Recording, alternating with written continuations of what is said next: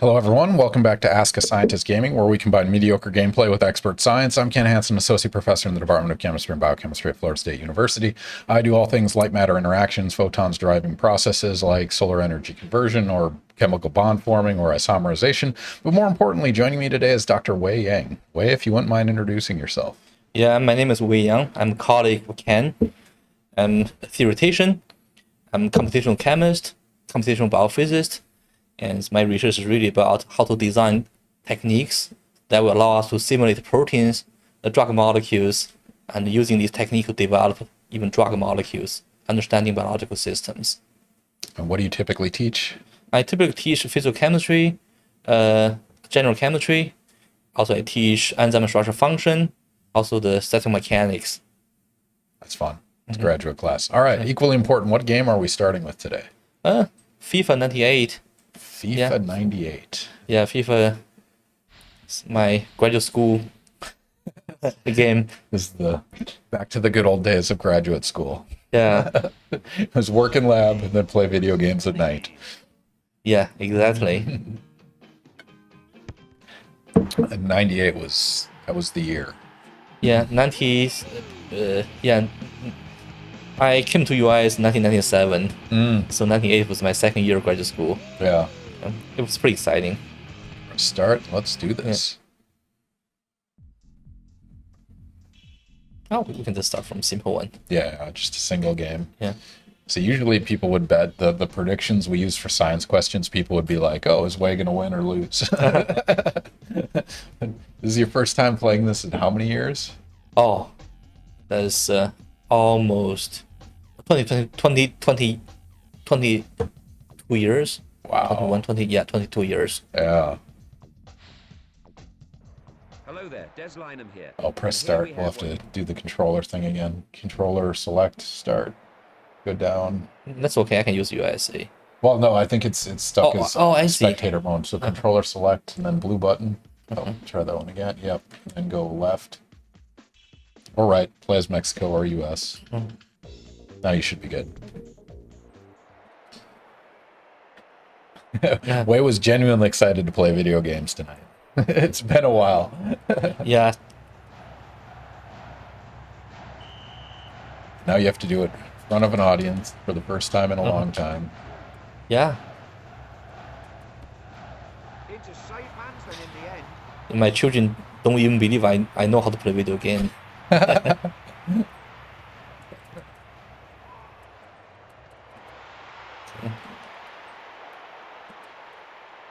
Down a little bit. Oh no. Yeah, I tried playing this earlier today just to test it. First thing I did is I got a red card. I just tackled directly into a guy's shins. Oh. The other question is, what are we drinking tonight? Oh, Blue Moon. So Blue Moon is my default drink, and you're the first guest to pick it. Oh. So I appreciate that. Yeah, it's what I like too. It's not too heavy. It's light enough. Chested down there.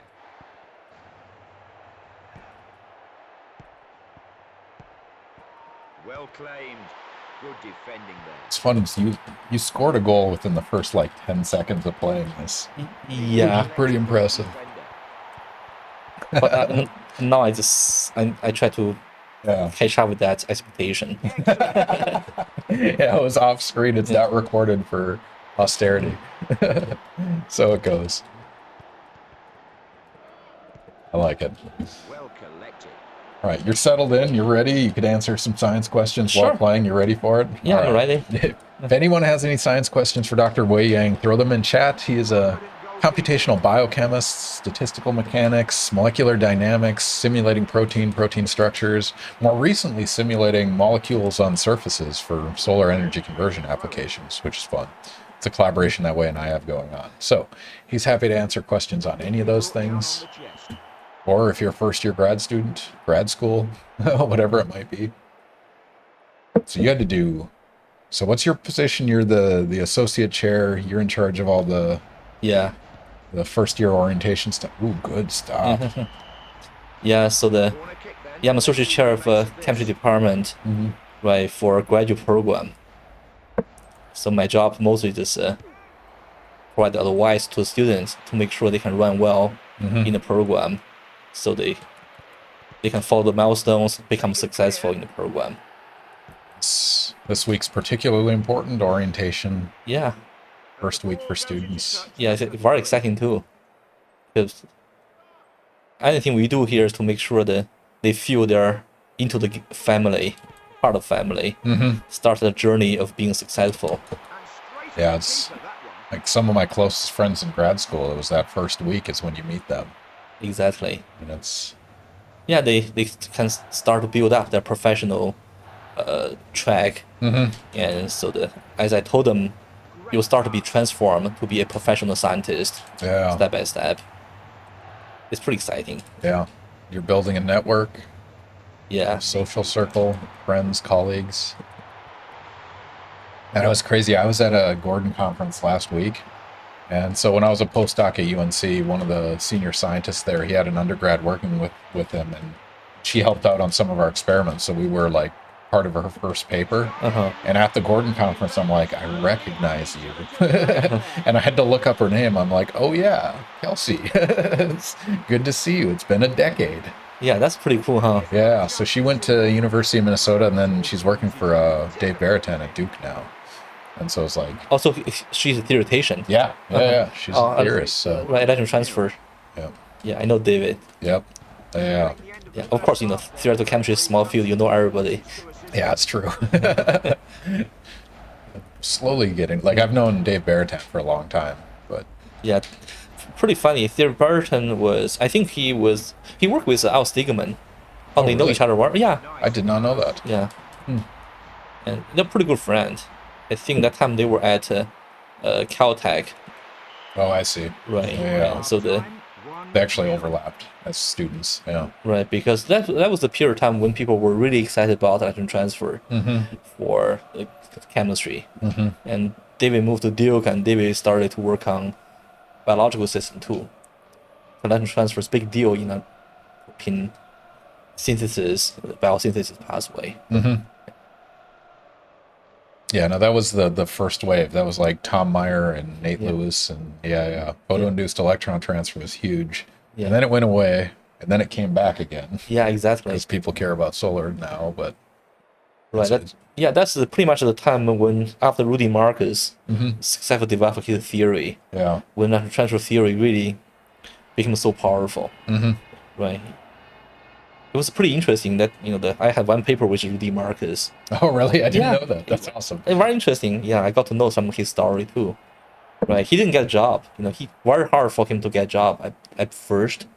And so he joined this very small place called the called the Brooklyn Polytechnic Institute. Yeah, And so just basically it's a very small department, and he has no much thing to do, right? So people ask him about electron transfer because that place was pretty well known at that time for polymer synthesis. So they had to understand some basic process. So he developed this very simple theory. Nobody believed that theory can be even useful in any regard, yeah. right? And so and turned out the theory predicted very well A lot of things. a lot of things, right? People start to pay attention. And they start to develop an experiment to prove that was wrong, Yeah, right? And so particularly, they call the inverted region for Mark theory. They said cannot be true. We all know if the product is more stable, reaction time be faster, but in that region when the product is stable, reaction is slower. yeah. And they said that must be wrong.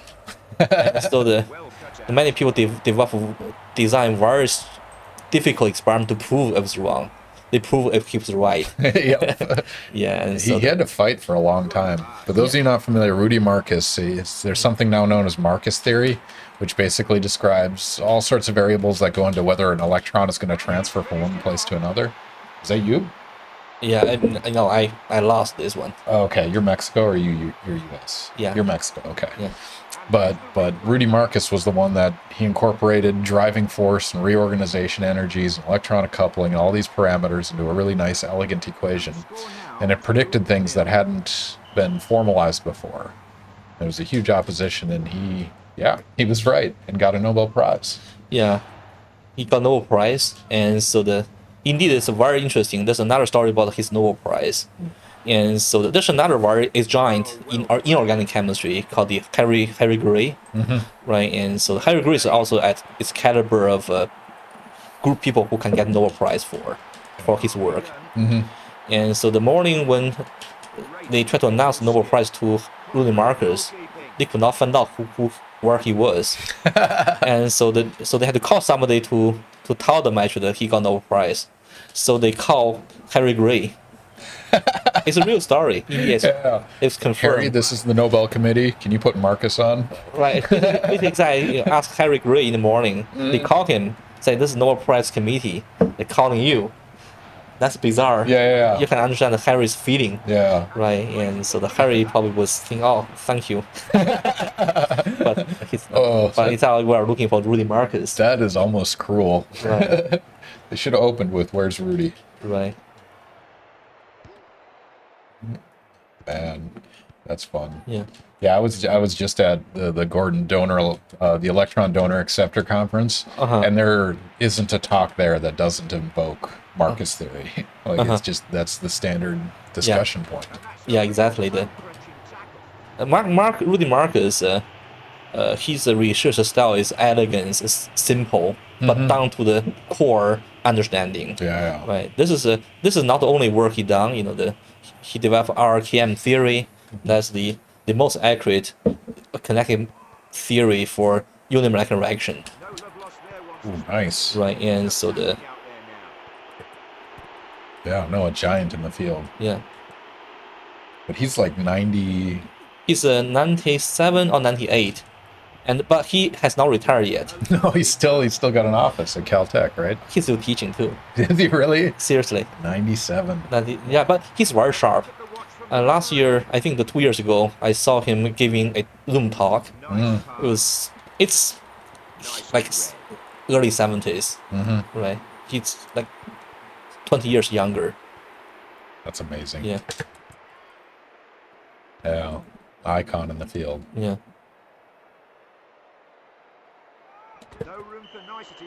That wasn't out of bounds. What's going on here?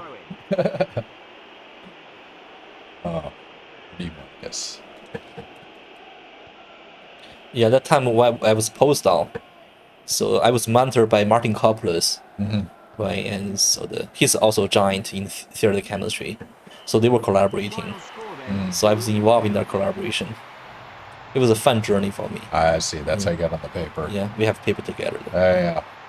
It's like 6 degrees of Kevin Bacon for the icons in the field. Yeah. You are directly connected to two of them. Yeah. It's not about the names, mostly what you learn from this conversation. Right? There's a lot of wisdom you can absorb. And that is really nice statistics they show you. Yeah, it's Like really the nice. Occupancy on the field and not bad for a 64-bit processor. Yeah, pretty good. It's very similar to I think the TV analysis at the time. That time they tried to make it so real, and to us it was very real. Now you look at it, it's not that real anymore. Yeah. I still appreciate where it got us. So have you played any of the modern FIFA games? No. They look pretty amazing.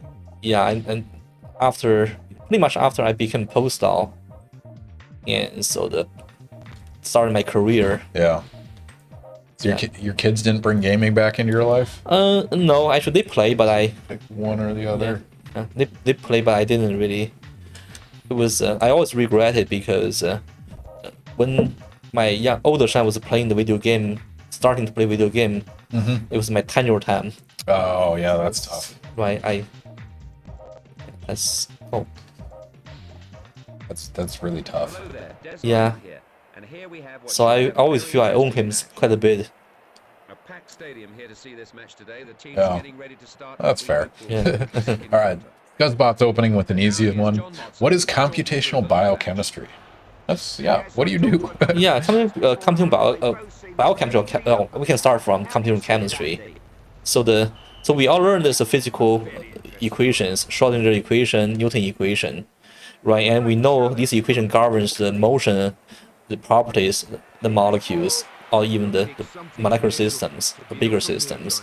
And you program this equation in the computer, and you let computer simulate their behavior, and so you understand them, right? That's computational chemistry basically. And so the computational biochemistry, you do the same thing, but you focus on the biological system, proteins, drug molecules, membranes, nucleic acid. Good pass. So people do these calculations, and then what do they do with their answers? Disappointed about So mostly the two type of applications. One is to understand experiment, to provide explanation for experiment. One to make interpretation on experiment. Another is just make predictions for experiment to test. And so we obviously call this a feedback loop. So you start from experiment and you do simulation. You try to propose new hypothesis for validation, and that's how you can form the loop, and so you can gain tremendous understanding. Sometimes also you use the simulation to test the theory too, and you have simple equation. You want to see very hard to do experiment. We can use simulation to test these equations. So that's why people call the computer simulation the third leg of science. The experiment theory, computer simulation third leg. perfectly timed challenge. That makes sense. Yeah. Oh no! Right. Indeed, actually, if people don't know the modern industry, chemical industry, the most developed industry in the last 10 years is computational chemistry. Right, and a lot of companies build based on the computer simulation program to design drug molecules, and many of them have already been put on NASDAQ in the last few years. Are there any success stories from that? Sure. Computationally designed? Yeah, like more and more. Not even at this moment, Schrodinger, which is the largest computational chemistry software company in the world, and so they use computer design screen database. They have found out quite a few target. They are doing tests experimentally. I know some of them has been in probably the clinical trial, right? And of course, in a big farm like Pfizer, GSK, they all have this type of facility. In every single drug, modern drug, new drug development, they all have the effort from computational part, right? And some company like Relay Therapeutics, based in Boston, is a purely computer-based drug design company. Means actually the design mostly is a computational design. They do experiment to test result, right? And so there's another one called Silicon Therapeutics. There's quite a few new ones. Makes sense. Yeah. I'm really excited about the computational screening and then automated synthesis, like robots making the products, testing in real time. Yeah, it's hard to imagine. I remember when I was a student in college back in 1990s, right? I was doing computer simulation, very small molecule, few atoms, and so I remember my friends said, "Why are you doing this? It doesn't make sense." And I thought one day I'm gonna do very big simulation, with many items, hundreds, thousands, million items. They said, "You're kidding me." Yeah. Right, and so I don't know. Now we are doing this 100,000 item simulation regularly on daily basis. Calmly done. Well, the high throughput stuff just seems like such an elegant solution. It's like historically, it's like you chew on the bark of a willow tree and it makes you feel better, and then you isolate something and you think that's it, and then you figure out how to make it and then test it. It's a very intensive process for a hit or miss. Yeah, indeed. Actually, you save time, you save a lot of resources, and so the computer becomes faster. You can do a large amount of this computer screening, and so that's how physics directly impact our so-called health, right? Chemistry of health. It's really big deal. So is it coming back to you? How's the gaming while talking science? It's a little bit distracting, but I start to be able to do the multitasking more and more. It is. It is. One of those played games 20 years ago. You've done science since then. Now I'm asking you to do both. Yeah, no. It's a big demand. Great challenge. Took the ball cleanly. Well, that night, Wei didn't play this game.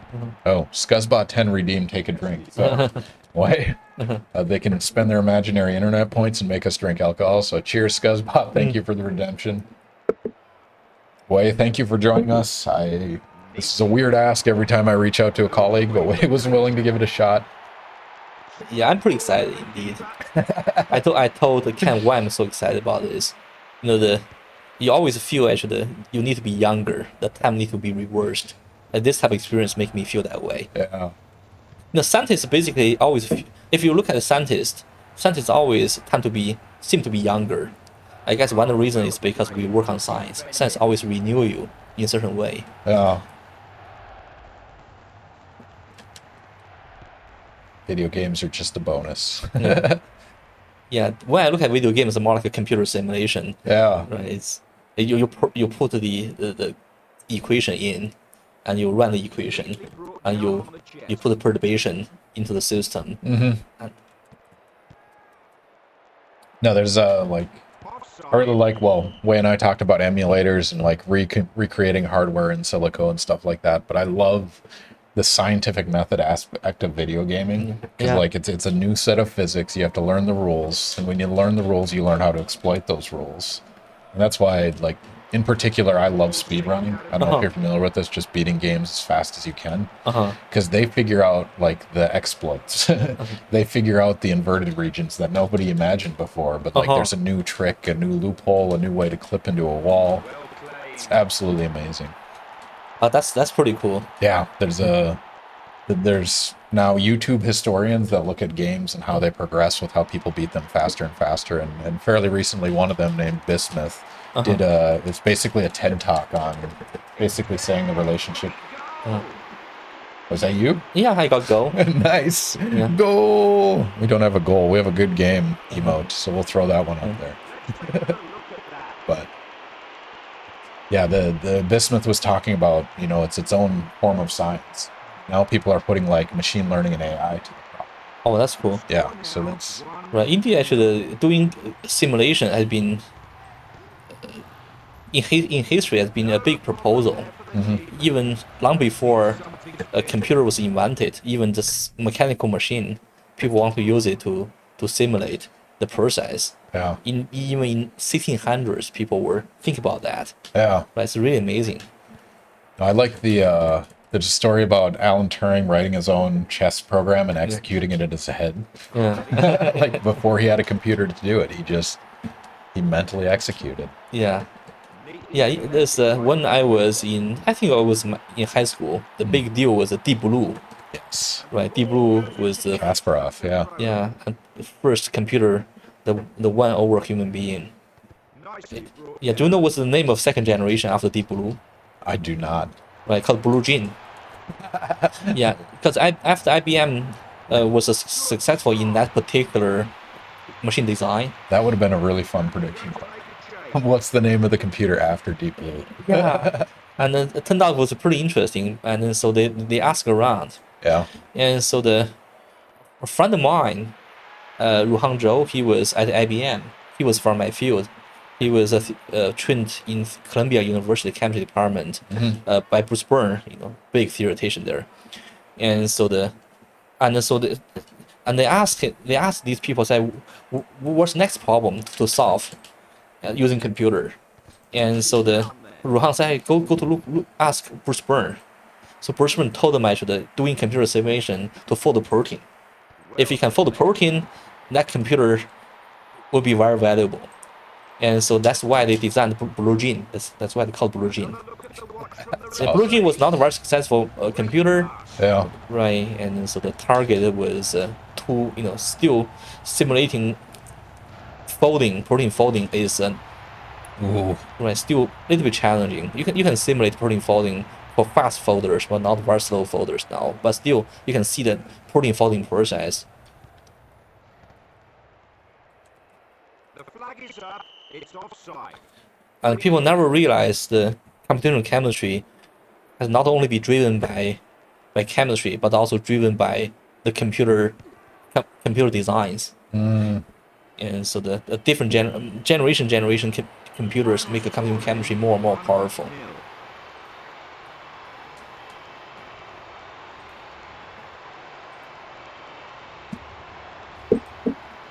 That's fun. All right. Scuzzbot Otis wants to know, is computational biochemistry used for the development of biologics?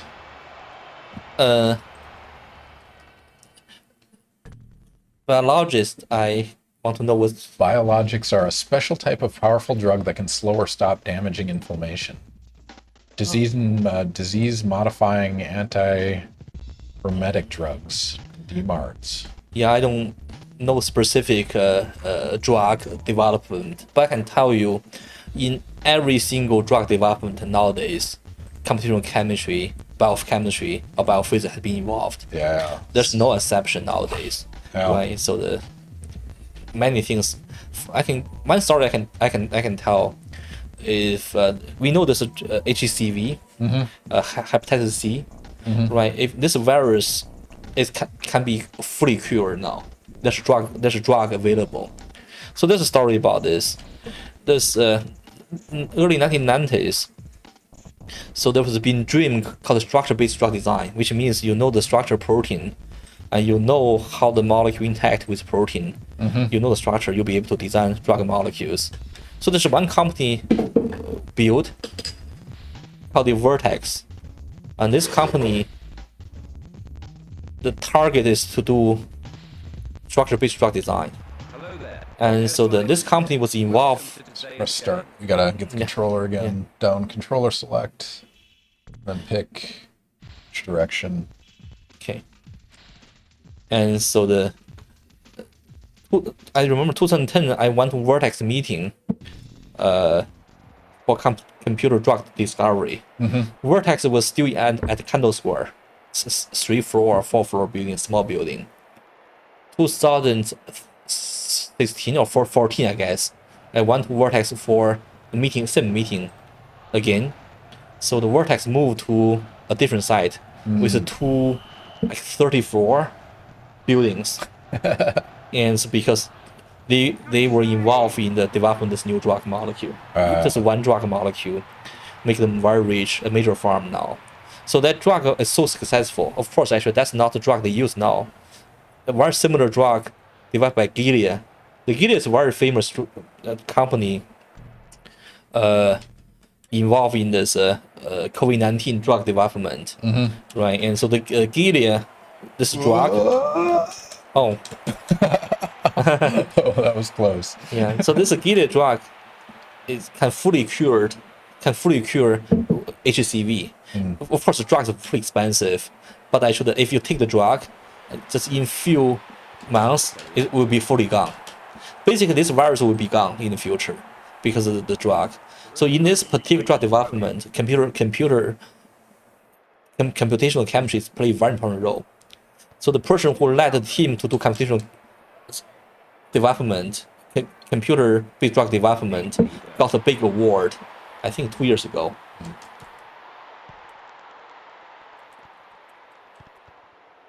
It's big business. It- If you have the silver bullet, you need one hit. Yeah. You need one really good drug.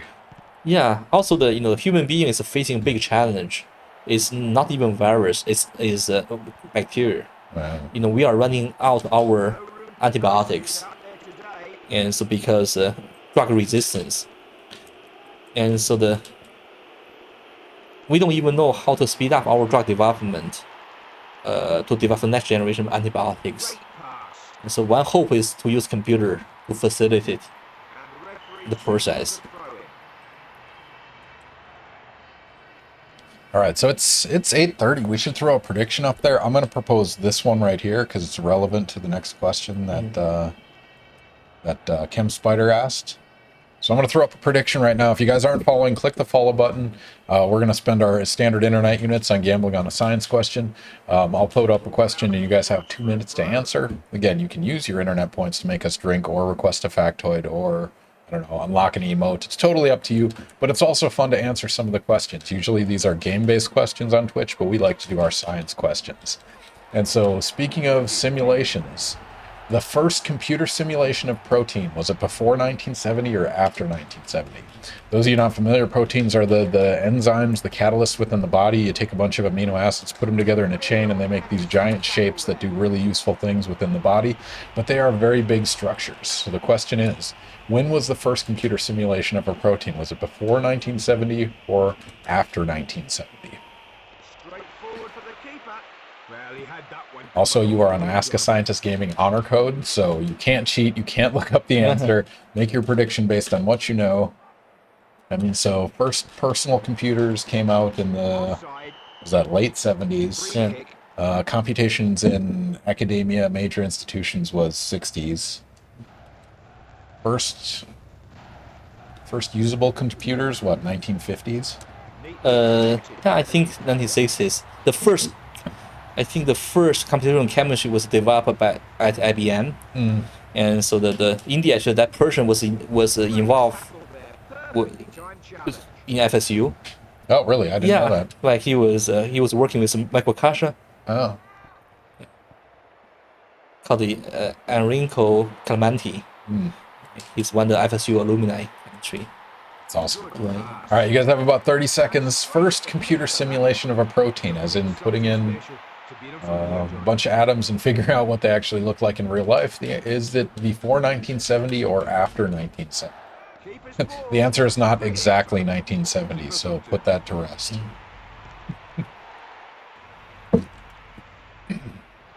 Protein symbol. So the first X-ray of a protein, when was that? First X-ray protein. Oh, It's hemoglobin. hemoglobin. I don't remember the time. Yeah. Been 40s or 50s, right? Probably. I just don't remember. Calmly done. I only remember Goal kick. the hemoglobin. In 1970s, the number of available protein structures is very limited. You can count it by your hand. Ball played upfield then. The Let's scoring look up half-time, early. 0-0. So myoglobin, 1958. Isolated myoglobin from a sperm whale. Fun additional factoid. All right, Wei, first computer simulation of a protein. When was it? Before 1970 or after? It's after 1970s. It was 1976. 1976. Right. It was the story was that time the Martin calculus. If you know chemistry, calculus equation calculus, right? He has already been very well known, right? And so he was big Harvard professor, a member of National Academy of Science, and he said, "I want to do computer simulation." So he went to Israel Weizmann Institute, and so he joined the group led by Senior Lifson. So Senior Lifson was developing the first force field for molecular modeling, right? And so there was a young student called the Avery Warshall, graduate student, young Avery Warshall, and then there's a young college student called the Michael Levitt. The only four of them. So Martin was involved in that development.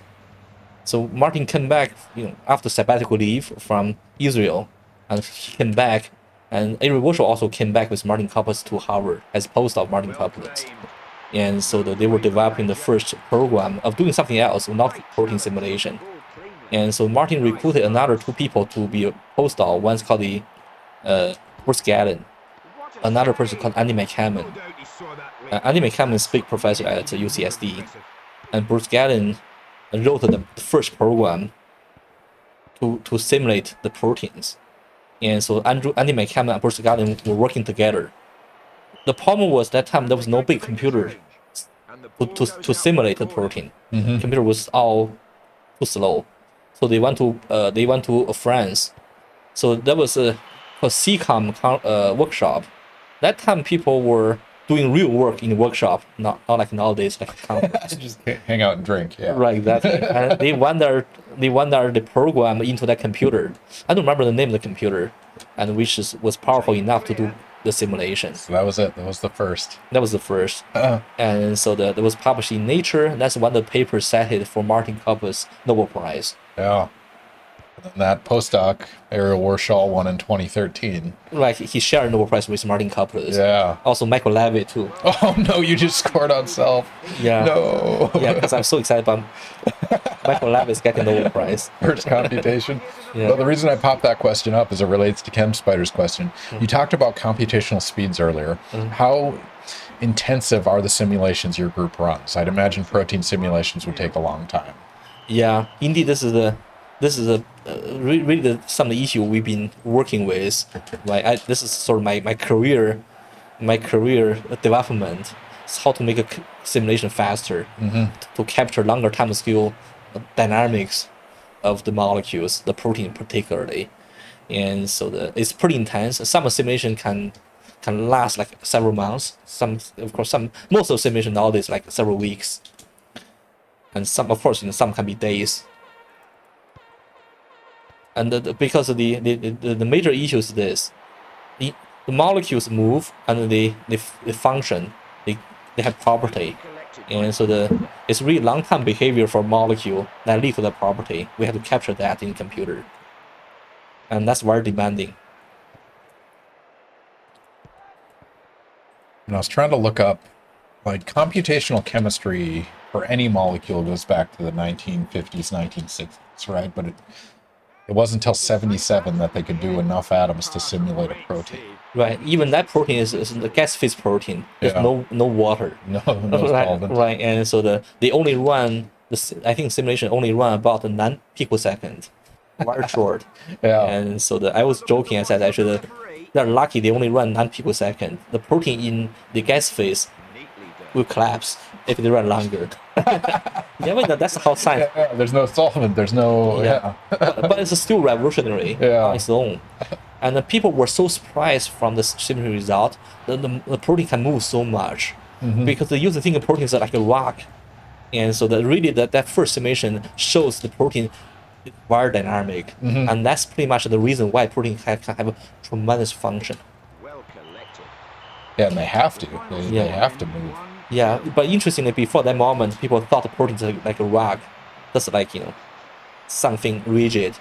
The enzyme just probably like a xyloid, have a cavity. You can put the molecule into catalyzed reaction. And when did they get their Nobel Prize?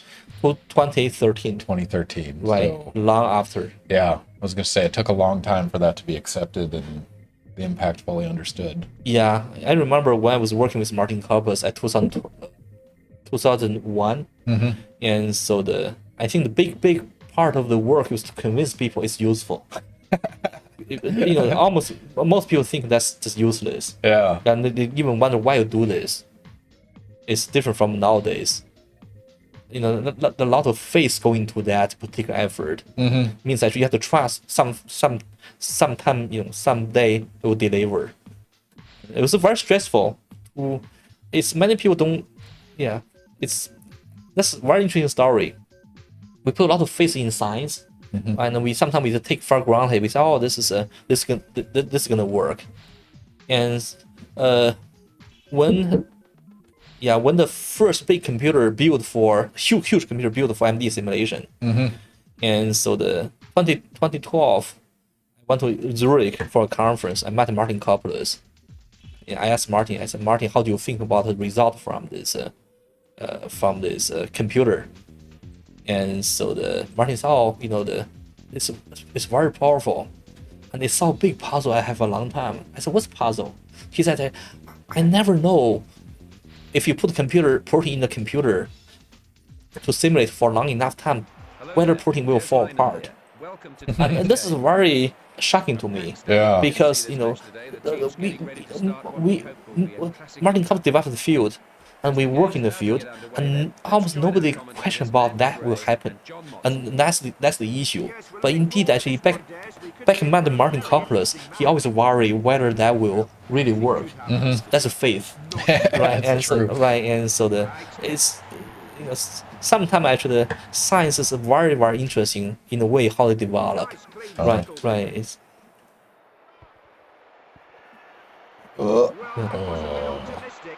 I mean, so let's put that into context. So 1977, they ran this simulation for, what did you say, 6 picoseconds? How long was it? 9 picoseconds. 9 picoseconds. No water in it. So it took them what, days to run that? I don't remember how long, but it must be days. Yeah. So let's put that in the context of on my Samsung Galaxy phone. Yeah. How long would it take me to run that simulation? Oh, less a second. Well played. Good defending. Yeah, it's almost nothing. Yeah. Yeah. Yeah, basically, if you use any regular computer, your desktop computer, you put the system in, you push a button, Yeah. before your finger move, It's done. It's done. Worth a Nobel Prize. Yeah, Let's take another look at that. there are a lot of development afterwards too, right? And so also that particular protein called BPTI is a sort of standard system people use for computer simulation. Indeed, it has no function. It's not something, not some funky or interesting molecule. Yeah. It's just a pretty boring protein. The reason actually they do that because that's the smallest protein they can find out in the among the molecules proteins structures available. That's an interesting question. Right. Maybe you don't know the answer to this, but when does something get classified as a protein? When Because like you could have an amino acid sequence 3 units long, right? You could have it 5. Like, is there a threshold when it's now a protein and not just a oligomer of some kind? Oh, this is a very interesting. This is a really big discussion, right? And so the protein, the old definition when I teach enzyme structure function is the protein need to have a secondary structure, also need to have tertiary structure. You need to have a so-called folding core. I see. Right. When you have folding core and a second structure, it can be called the protein. But that's a classical definition, right? And so the smallest that is probably about. It really depends, right? Some can be a 30, 40 amino acid. Oh, you just stole it and scored. Smallest functional protein, like ubiquitin, for instance. Yeah. Like probably I don't remember, like around 100, 80, 90. Yeah. Right. So this is the old definition, but now there's a new definition. There's a class of protein called the intrinsic disorder protein. They don't have structure, but they can form structure when under certain perturbation. Now to That's the interesting. Right. And that makes the protein spectrum really broaden tremendously. Yeah. Right. And so nowadays actually the protein definition is being evolving as well. It's not only based on the folding core or second structure anymore.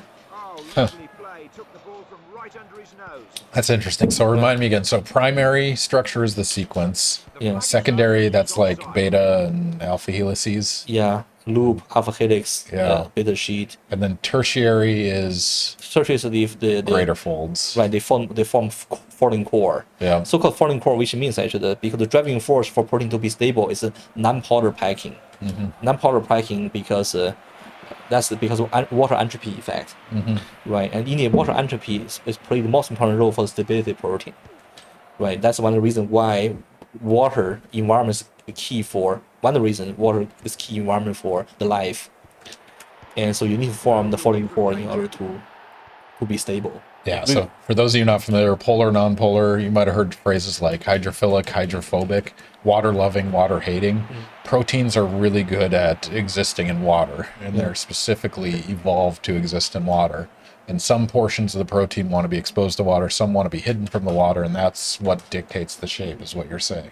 A lot of that polarity and hydrophobicity. Yeah, it's make it stable. Yeah. Right. You need protein is very greasy on its own, like all your droplet in general. The reason protein has some shape is mostly because there's a lot of powder interactions, hydrogen bonding interaction, like they act as backbone. Right. Otherwise, it's pretty greasy on its own. Yeah. That makes sense. Protein. Okay, so we got tertiary was the making the core, and then quaternary is interaction between proteins. Is that right? Yeah. So when you have quaternary means you form a larger complex. Yeah. Right, you have a different subunit.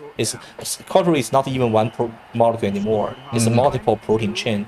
They come together. Yeah, they make a super shape. Right. They become machine basically. That's Protein a is a fun machine. analogy. Yeah, protein is true machine indeed. Some of the proteins really work in the same way as the regular motor. Of course, much more efficient. Yeah.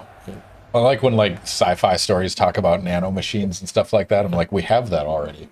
It's not inorganic; it's organic, but still, we have that. Yeah, it's not only it's organic, but indeed it's much more powerful than any machine we can develop. Yep, more efficient and more Yeah. nuanced and fine-tuned, and Yeah, so when I was working with Martin Koppel's, also the paper we wrote together with Rudy Marcus, we were looking into the one particular machine called ATP synthesis. So that's the machine which convert the energy we absorb from food into ATP. Right, that's a real motor. It rotates and convert the energy from proton gradient into ATP. yeah. Right.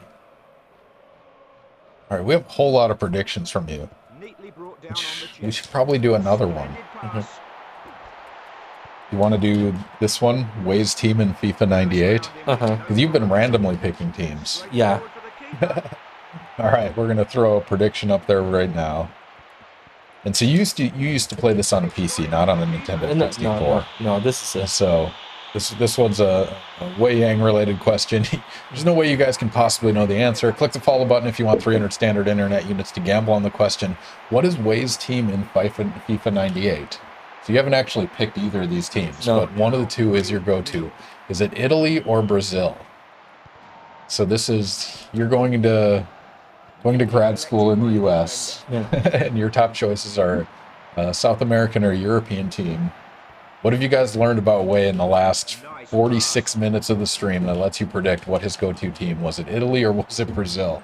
Note that there's no possible way you can know this answer. This is just for fun, but you might as well spend your standard internet units and bet confidently on one of those two answers. I'm sure there's a very logical reason or a historical reason for your choice. Or maybe it's just they're the best team. Yeah, it's that's some reason. It's to do with the memory, the history. So in Tecmo Football, one of the developers just really liked Bo Jackson, so they made him by far the best player in the game, and he just dominates. So it doesn't necessarily reflect the reality in gaming. Sounds like you have a favorite. So you guys have about 45 seconds. Guess Italy or Brazil. Who is Wei's go-to team when he was playing FIFA 98 22 years ago? So you played with your roommate. Did you have a rivalry? He had the same team every time, and you had the same team? Yeah, he's not my roommate actually. Indeed, he's my friend, and so we live in the same apartment complex, and we are also classmates in the graduate program, and so we use the modem to play. Dr. Neuro, put your bets in there now. Put your prediction in. Bet your points. How confident are you it's Italy? Also, welcome to the stream. Thank you for the first-time chat. Predicting on Wei. We know nothing about him beyond what we've learned in the last 47 minutes, but we're going to guess Italy versus Brazil. Wei, what is your answer? It's Brazil. It's Brazil. Wow. Everyone picked Italy. No one picked Brazil. Okay. So no one got points on that. Hey, everyone loses points, apparently. I did not expect that. Why Brazil over Italy? Yeah, it's to do with 1994. I was in college, and so the Brazil got World Cup champion, and so when during World Cup I was in a military training, I was jogging, walking, and so I was using radio, mostly actually listen to radio, not watching TV, and so my favorite player is Roberto Carlos. He was defense. And so he also can tag. That's my position. I used to play soccer. Yeah. Right. And so that's why I picked Brazil mostly because Roberto Carlos. That's awesome. You guys got that completely wrong. Where's the betting against the odds cohort? That's awesome. All right. We're about 48 minutes in. Do you want to play another game? Do you want to try? Sure. What do you want to do? Yeah, let's try my high school game. Contra? Contra. Right. Ladies and gentlemen, it is time for some Contra. This is a classic. In fact, Brad Johnson from Geography played this 2 weeks ago on stream. Oh, that's was cool. His choice. Rob Tomko as well from Biomedical Sciences. He played the Contra franchise. Okay. So we were, Now this is an all-time classic. The question is, do you remember or did you ever know the Konami code? Oh no. So it was the cheat code on this that got you like 30 continues. Yeah. So it was one of the few ways you could beat it without the cheat codes we have in there now. So there's a sort of a legendary legendary thing about this game. They all say actually there's a hidden part of this game, and so there's even a way you can go into the hidden part of the game.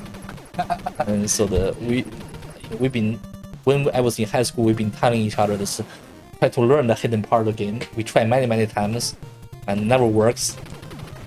And I've never heard that. If that exists, I guarantee somebody has found it. right, they said it come from this one water part. Huh. If you can Google, probably you can see that. See if it exists. Right. Now I know that like in the original Super Mario Brothers, there's something called the Minus World. They basically wrote a bunch of levels, but they were never incorporated in the main game. But they kept them in the code. But if you go down the wrong pipe at the right time, you go to something called the Minus World. And so it wouldn't be off the wall. But if that exists, somebody has definitely found it. But all right, catching up on a question. Chem Spider wants to know, so for long simulations, do you just set it up and cross your fingers that a few months later it isn't a bust? That was true in 1990s, but it was after 1990s things have changed, and everybody start to think about actually how you can make the long simulation to be possible, and then so the several ideas evolved, and so I think that's what I'm doing.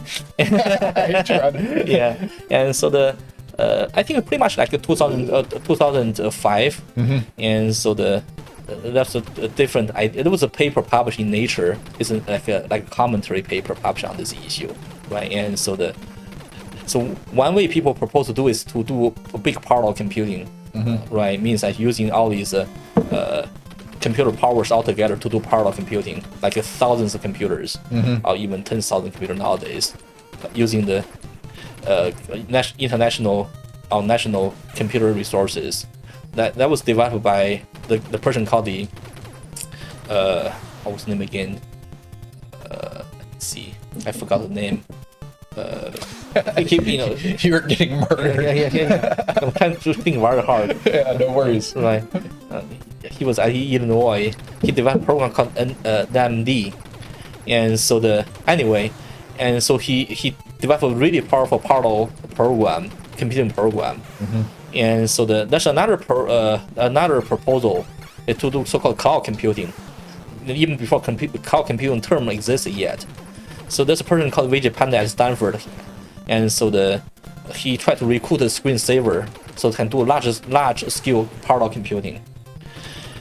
And so there's another idea pop up, right? And so to design the next generation computer, right? And so the billionaire, he put a lot of money to design the computer, and then so I was working on a totally different idea. Wait, you are doing terrible at this game right now. I'm thinking about this. That's so hard to think. That's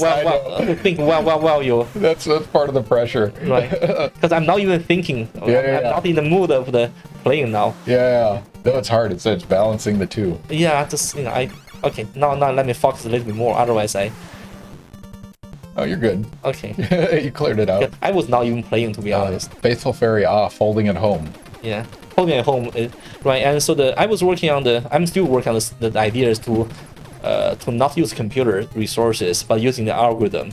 So we develop algorithm to make it fast, to accelerate the simulations, right? And answering the question directly, I think the waiting for that is hopeless. Right, and so you have to do something different, right? And so it's still going on, and so I think this type of algorithm become more and more powerful, and so the computer also become more powerful. Yeah. Right, and so we also understand the proteins better, and we know how to really develop and specialize this techniques to make it happen. So you are not hitting that guy at all right now. Yeah, no, because I'm trying to make sure I save my life while I'm just I'm still trying to answer the question. Yeah. Yeah. Well, I'll give you a hard time. Don't worry. Yeah. Yeah, there you go.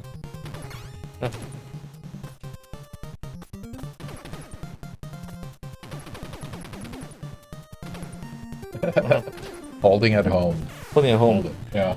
Yeah.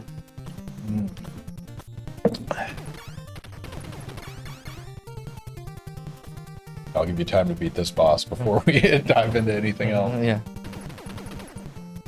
So it's almost 9 o'clock. Anyone just joining us, Ask a Scientist Gaming, mediocre gameplay expert level science. Guest today is Dr. Wei Yang. He's an expert in computational biochemistry. He does all things protein simulations, dynamic modeling, statistical mechanics, fundamentals of protein structure and function as simulated by a computer. So if you guys have any questions relating to any of that, feel free to throw them in chat. I think you have to angle up and just hold away. Keep shooting. Yep. Tap, tap, tap. A button, I think. So yeah, the world record holder in this game apparently can hit the fire button something like 16 times a second or something ridiculous. Wow. Like, it's a ridiculous. Yeah, that's the skill set you need to beat this game. So you had to train your muscle, Yes. your proteins, Yeah, exactly. the myosin. What is the speed run record?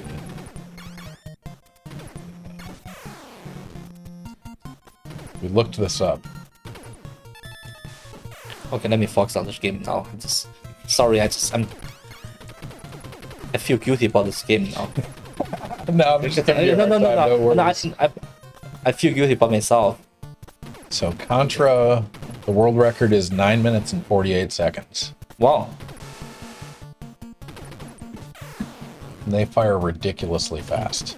But yeah, if you guys want to distract Wei from his gameplay, feel free to throw questions in there.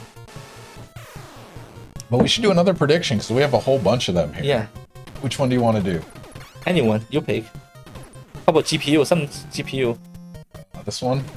We can. Probably next one probably will be more fun because we talk about video game. Video games? This is a video game / computation related question, which is kind of fun.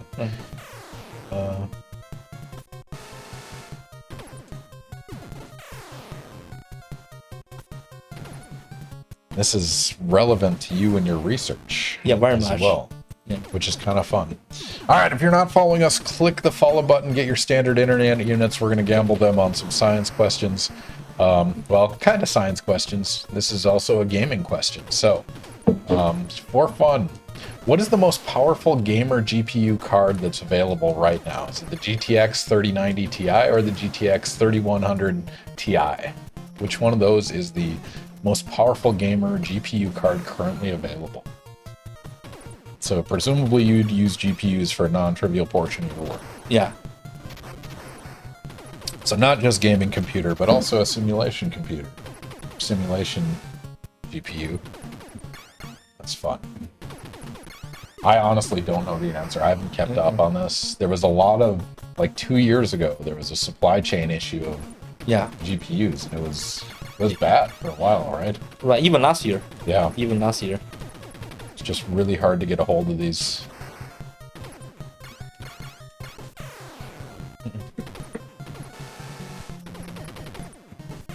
I mean, that's for you too, then. So some of these companies will send you GPUs for free, right? Or they'll give you tests. Yeah, when you develop a program, and so you develop program based on GPU, NVIDIA send you the card. I got quite a few cards before from NVIDIA. And so when you publish, you say this was done on a... Yeah, of course we do that, right? Yeah. That's not mandatory, and that's not the purpose for them to send a card, but we do honor them. So why did they send you the card? Because they want you to develop program. If you develop program, is a sort of a commercial investment. I see. Because your user will use your program, they're gonna buy card. Yeah. Test driving it. Right. It's in a sense actually more like you're developing supply chain for them. Right. It's sort of market for them. Yeah.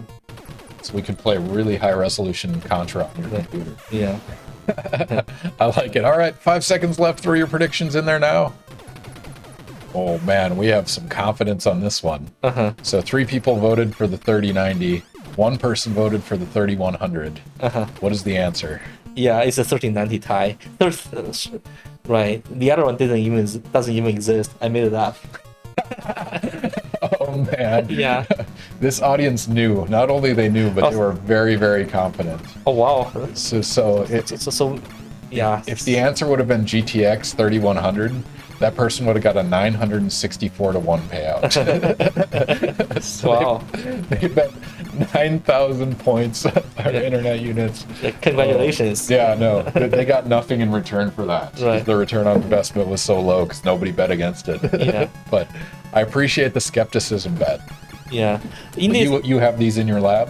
we are buying some of them. You I know, see. we've been using 3080 Ti, 3080 Ti.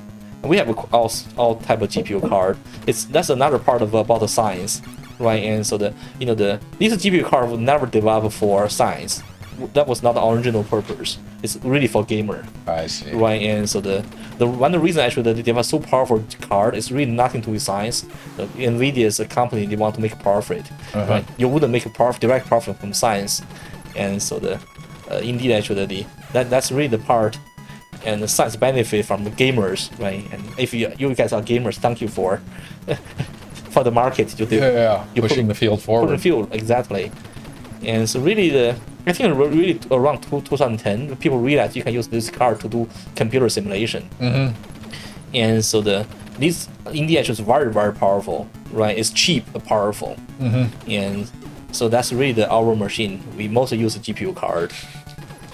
That's amazing. Right, it's really amazing. I mean, it's pretty much a well-known fact that like the two major drivers for internet and computer technology are video games and porn. Like those are what push the field forward, and it's it's a sad, but it's it's very true. yeah, but still we appreciate it, Yeah. right? Hey, Dion, bigger number. Yeah. You did not predict the bigger number. You probably should have, but Wei made it up. So congratulations to anyone that actually knew the answer to that. The GTX 3090. Yeah, GTI is 3090 Ti. It's very fast. A lot of gamers don't use it because it's generate a lot of heat. Yeah. Right, you have to have very good cooling system. I see. Right, and so I guess the people like the 3080 Ti better because the cooling is easier. And so, but I have a server room which has a lot of cooling in it. Oh, nice. Right. It's got its own air conditioning. Right, it's a professional server room. Right, so that make the 3090 Ti much easier for us to host. So how much is like at market value? How much does it cost to buy that video card? It's pretty cheap. Cheap from scientific point of view. Yeah. Still not trivial. Probably $3,000 for each card. $3,000. Yeah. I mean, that's still pretty expensive even Yeah. from a scientific. Yes, but imagine that computer. If you compare the CPU, right, you have to use thousands of CPU to get the same computing power. Yeah. Right. So in that regard, it's cheap. No, that makes sense. Right. I mean, it's going to save you a lot of time and effort and Right. results. Yeah. Also easy to you have 1,000 CPU. How to host that? You need a big room. Right. Lot of resources. No, that's fun. No, I really wish it was the 964 to 1 payout. Yeah. Yeah. Apparently people know. Yeah. I mean, the thing is, anyone watching a gaming stream on yeah. Twitch Yeah. knows the answer to that question for the most part. Yeah. But This is really the gap. The old people have a wrong expectation on young people. is that what it is? Yeah. If I don't do computer simulation, I wouldn't know the card, to be honest. Yeah, no, that's true. I couldn't have told you what the actual number is. Yeah. I have not kept up. Yeah. Most of what I play is retro games like this that don't need it at all. Yeah. Yeah, I really follow the market of GPU quite a bit, mostly for scientific reason. Oh, that's fun. Yeah. Kim Spider has a question. Have you ever tried to run a current gen video game on max setting on one of your simulation computers? No. Well, I can tell you the answer. Wei has not, but I guarantee one of his students has. Not really. No, they haven't. Right, because actually in our computer there's our Linux system. Ah, I see. Right, it's so you just can't run. Right, you cannot run these games. Yeah. Right. Yeah. Yeah. Linux runs a few of the games, but Yeah, probably not these. not the cutting edge. Right, interesting games. Yep. Chem Spider said, "Boo." Yeah. Well, Yeah. Now you're tempted to try, right? yeah. Of course, we have different expectations. Gamers, when they look at our computer, they say, "What a waste computer." When we look at gamers' computer, oh, what a waste of computer. What I will tell you guys, Wei has is a 3D screen with goggles where you can do show the protein in 3D and move it around, and yeah. There's wine. I like it. You can make that jump. Yeah. Because I'm just thinking. I gotta keep reminding Wei to play video games. Yeah, it's very funny actually. I told Ken when I was in college, also graduate school, I like to play simple video game, only for the sake of thinking. So some of the games are so easy. Yeah. And then you can use your fingers just push around, and while you can think about theory equation. Yeah. It was fun. No, it's good for meditation. It's good for mental relaxation. No, I love playing video games just to relax at the end of the night. It's a lot of fun. Yeah, exactly. It's all different personality. I have a very strange personality. I always jump out from a game. I always jump out whenever we play even card game. I don't care about winning. Yeah. And it's make things a little bit easier, but make the process a little bit boring sometimes. It's fair.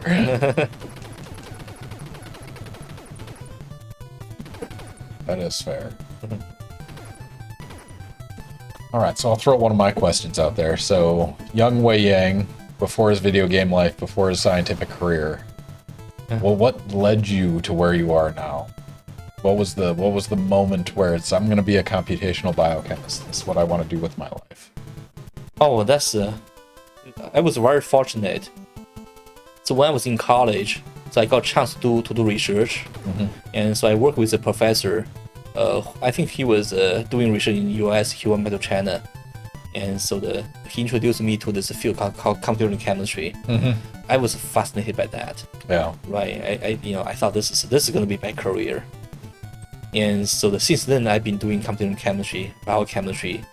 And so before I came to US, I was working with him on very tiny molecule. You got to make this jump while explaining. Yeah. Every gamer in the audience is screaming at you right now, Wei. There you go. Yeah. Sorry. And so when I came to US, I said I want to work on big molecules. To do computer simulation. Yeah. Right, and so I've been doing computer simulation all along. Another reason because actually my hands don't work. My experiments never work. And so my biggest struggle in my college was a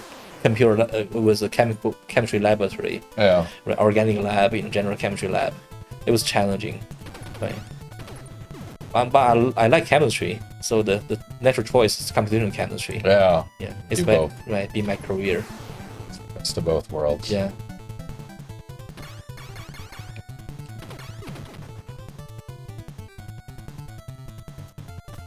Also, I've been very lucky in every single step.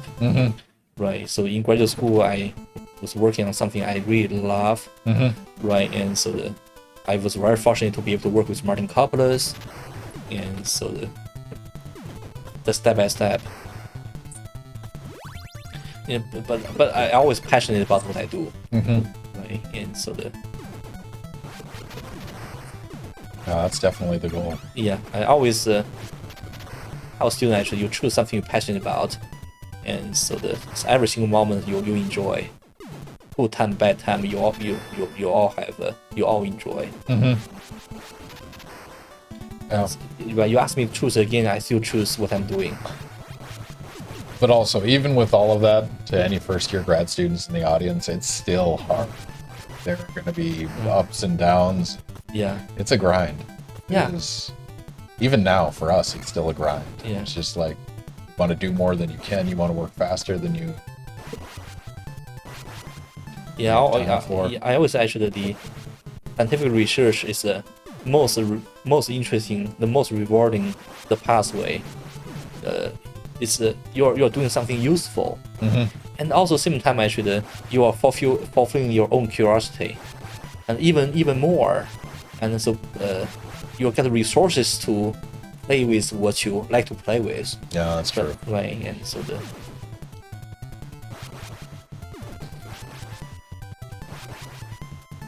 also another part actually you work with young people. You make you feel younger too. Does it? I do feel younger, to be honest. Yeah, sometimes I say, you know, I'm old guy, but indeed, actually, in my mind, I always feel I'm younger than my own age. Probably the audience can guess my age. Oh man, should we do a prediction there? Oh, why not? No, I'm not going to do that prediction. I don't want to know the answer. But Faithful Fairy wants to know, how many picoseconds can protein folding be typically simulated in a day on a lab workstation? It's like a standard personal computer or lab computers that would... Okay, how many picoseconds? Yep. It depends on what type of protein. If it's a small protein, top actually in the water environment, the true full-blown environment, you can probably simulate. Just regular computer nowadays probably can get CPU only probably tens of nanoseconds. Tens of nanoseconds. Yeah. That's Yeah. not bad. It's pretty good. Just regular computer. That's better than a 1977 gas phase, Yeah. 9 picosecond Yeah, nanoseconds. yeah, tens of nanoseconds. Or good program. Different program has different capacity. Nowadays, the common workstation, you probably have a core. If you have a core, yeah, you can do quite a bit. I mean, so that brings us to another one of our predictions. We're gonna throw this one up there right now because it's really computational power versus size of species plus how long you can model it. It's just a fun balancing act. It's hard to think about because computer growth, Moore's law, obviously, but also time scaling in these computationals. It's exponential, right? It's n log n for computer MD simulation. Okay. Right, means you have n items, so the cost is n log n. Log n. N log n, n multiply log n. Okay. Right, it's better than exponential. All right, so related to Faithful Fairy's question, we have another prediction up. Click the follow button, get your standard internet units, make us drink alcohol, make us tell you factoids, or also just have pride in getting the right answer. The question is, first microsecond protein simulation. That is, taking a protein of some kind, simulating it out to microseconds. Microseconds is 10 to the minus 6 seconds, or 0.000001 seconds. And that's how much time we've been able to simulate a protein, motion, protein dynamics, for microseconds. When did that happen first? Was it 1998 or 2008? So to give you context, 1977, the first protein simulation was for 9 picoseconds, which is 10 to the minus 12. This is 10 to the minus 6 time scale. So 1998 or 2008, when were we able to simulate for a microsecond? But it's so like if you had to describe percent of biological functions that happen in a protein in microseconds, like most stuff happens that fast or it's much slower? Most of the process actually have to go beyond millisecond. Beyond milliseconds. Right, and so the functional protein, the most functions go beyond millisecond. Actually, a lot of if you look at the enzyme, right, the enzyme reaction mostly happens above millisecond, and so the millisecond is sort of magic time scale separation. Function motion mostly have to be above that. All right, so you guys have 30 seconds. First microsecond protein simulation, 1998 or 2008. What year were we able to do that? And that's presumably the best computers at the time. Yeah. Applied to a very particular problem. When were we able to simulate microseconds? 1998, 20 years after the first protein simulation, or 30 years after the first protein simulation? We got an even split on this one. It's 50-50 guess. Okay. Wei, what is the answer? 1998. 1998. Right. 1998 was that time people were looking at actually the protein folding. So there's a known protein which fold very fast, about a microsecond they can fold up. So people want to see whether you can use computer simulation to catch up. And so this is a group of people led by Peter Coleman, who passed away several years afterwards. He was a giant. He's a pioneer. And so and so he got a lot of computer power, computing a time from NCSA, I guess. I may be wrong on that. One of the supercomputer center, and so he ran for 4 months in a supercomputer center using parallel computing, and so using Amber program.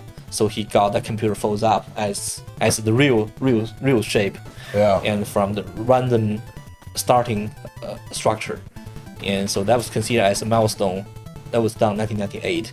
You said it was a 4-month calculation? I think it's 4 months. Wow. Real time calculation, doing nothing, and then they made a little bit small mistake in the setup, but they could not correct it. Yeah. And so in the end, when the computer simulation was finished, they realized there's a little bit small wrong setup. It doesn't really matter. It really doesn't influence the whole conclusion. Yes, this protein does folds up in microsecond. Also, they can really see the pathway, how the protein folds up in a real environment. That's the first. Crazy. Yeah. And that was a solvent. That was real water, real everything. wow. And so it's a very tiny protein, but that doesn't matter really, because the key part, they prove the principle, Yeah. right? So somebody was like, "Hey, can I borrow your computer for 4 months?" Yeah. Did they know ahead of time it would take 4 months? I think that they know. They did a whole benchmark. Basically they got the means that part of the computer in supercomputer center had to be blocked only for this project. Yeah. Right, and so that time actually the supercomputer center was so busy, and so it was really good actually. They could block the time only for this one project. Right, a big portion of the time, and that was published in Science. Yeah, rightfully so. Yeah. And they just had to acknowledge the input mistake they did and said, "It's okay." Yeah, that's okay. Yeah, indeed, actually, I know the first author very well. Sort of my friend, and so he's professor at UC Davis now. God, that's not that long ago, 1998. 1998. Yeah, it was a big deal. So we got microsecond modeling. So in 20 years, we went from 9 picoseconds with no solvent gas phase calculation to 1998 microseconds with solvent. 4 months. Wow. Interesting, huh? Yeah, no, the timeline is incredible. And now you can do that calculation how fast? No, that simulation using GPU, you can do that microsecond. You can do that if it depends on GPU card, depends on program. If you use a really ideal one, you can get it done within hours. Wow. Yeah. Just gotta get my time machine together and bring it back. Yeah. It really, everything changed. It's just different. It's much faster. Are you good on beer, or you need another one? Yeah, I probably need another one.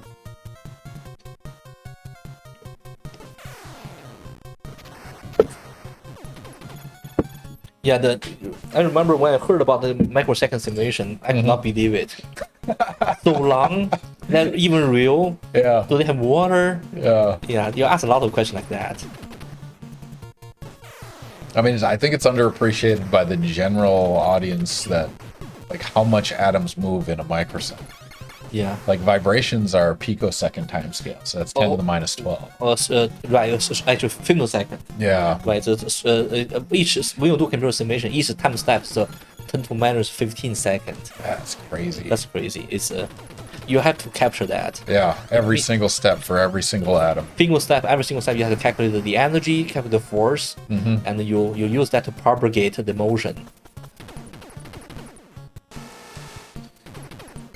And so it's a fascinating. So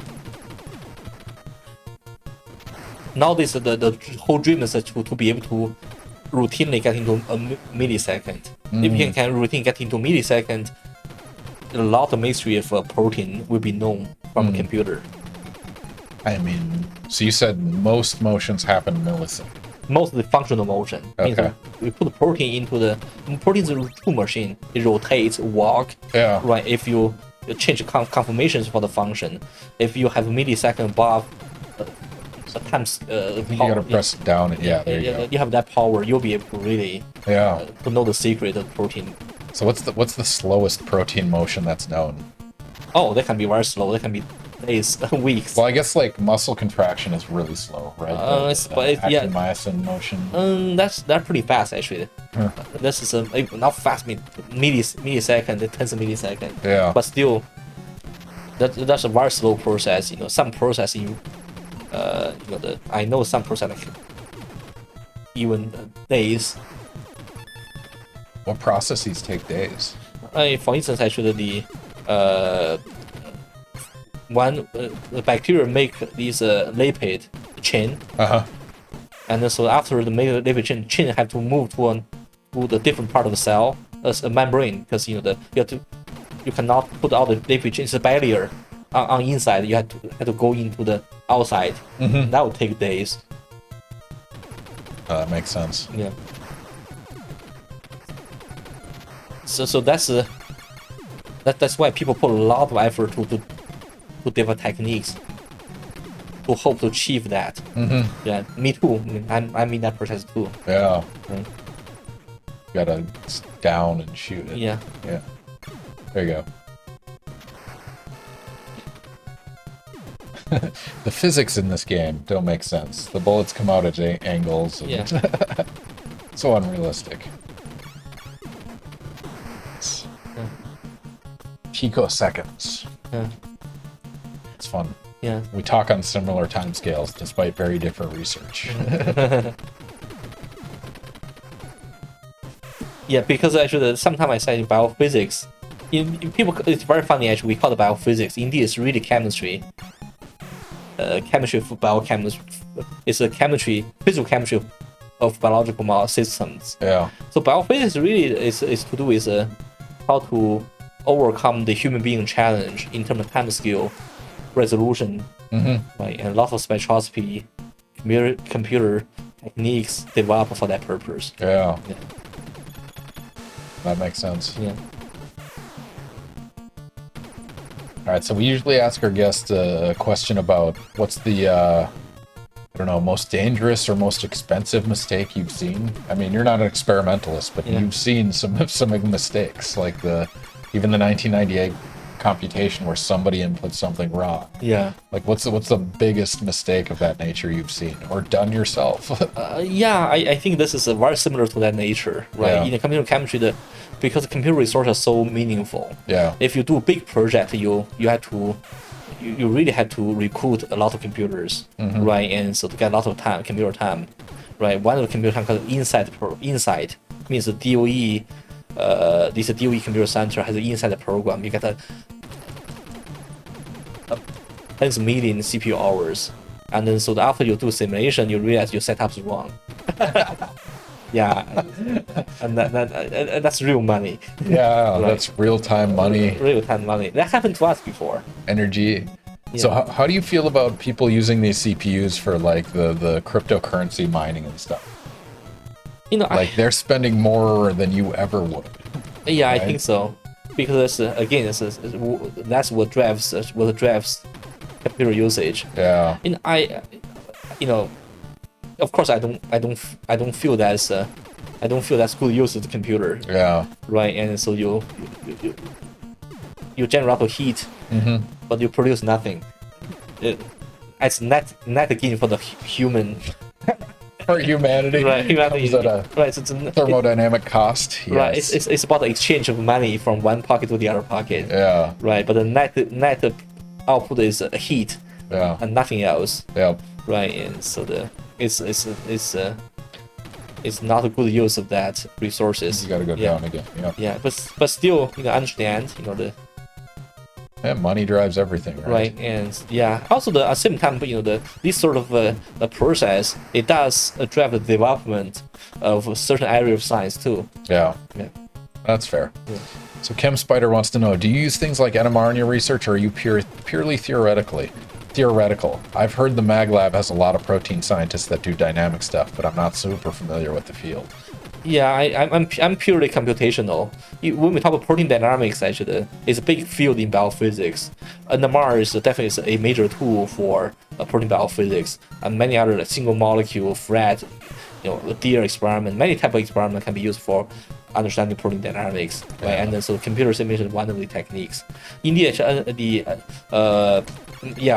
MagLab at it's FSU is a really powerhouse for that purpose. I know that our colleague Tim Krause is a giant in using NMR to study membrane proteins, and nowadays actually they have the largest. I guess they have the largest NMR 30 tests. I don't really know something like that. Right, Yeah. right, and they can really look into the protein dynamics of a backbone of the protein. It's pretty exciting. Yeah. And they compare that versus theory, and they get time scales of motion, and it all ties together, right? It's this, right? Because experiments you measure signal, right? And so but you don't see them. You have to make interpretation. Yeah. Computer simulation, you see them, you know how they really move. You know every single atom how they move. So that's usually the experiment computation they are very synergistic in that way. Yeah. That's fun. Yeah. Go Haku. I would prefer using the computing power to search for extraterrestrial life via the SETI at home. Yeah, the SETI at home where people could volunteer their PlayStations and Xbox. Yeah. I don't know if SETI at home is the best use of our resources either, because it's. Yeah. So there's a movie called the Contact. Yeah. Right. It's Jodie Foster. Yep. Yeah, that's the movie. My graduate school movie too, and so it's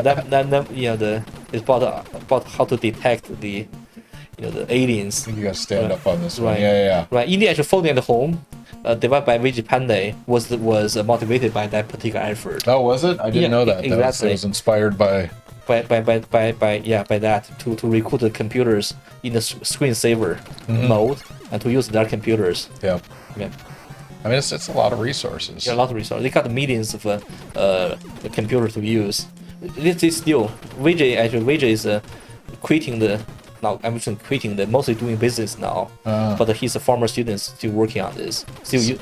So this one's a pain in the ass. Yeah. So you got to jump while hitting the A button a bunch.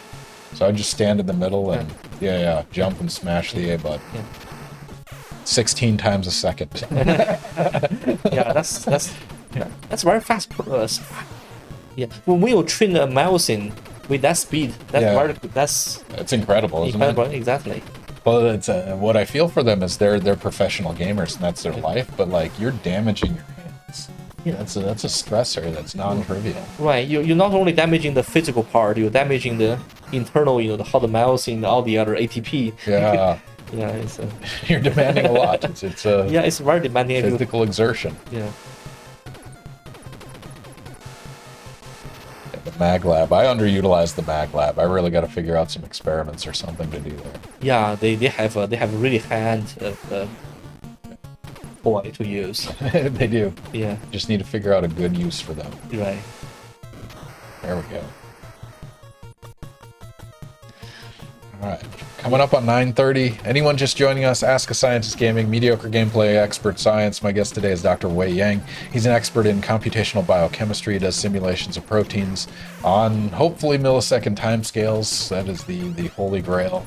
So we just learned microseconds was 98.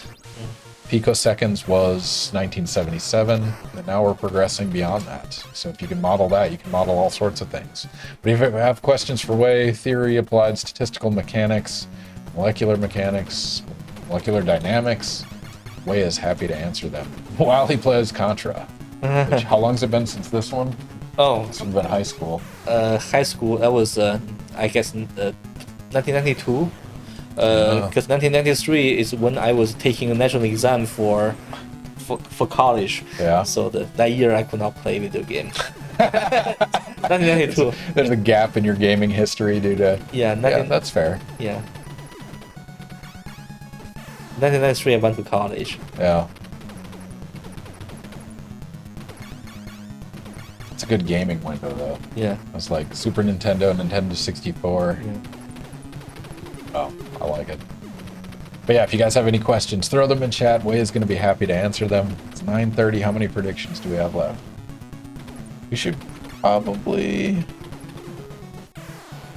We kind of gave away this one, unfortunately. You want to do the gaming question again, or this one?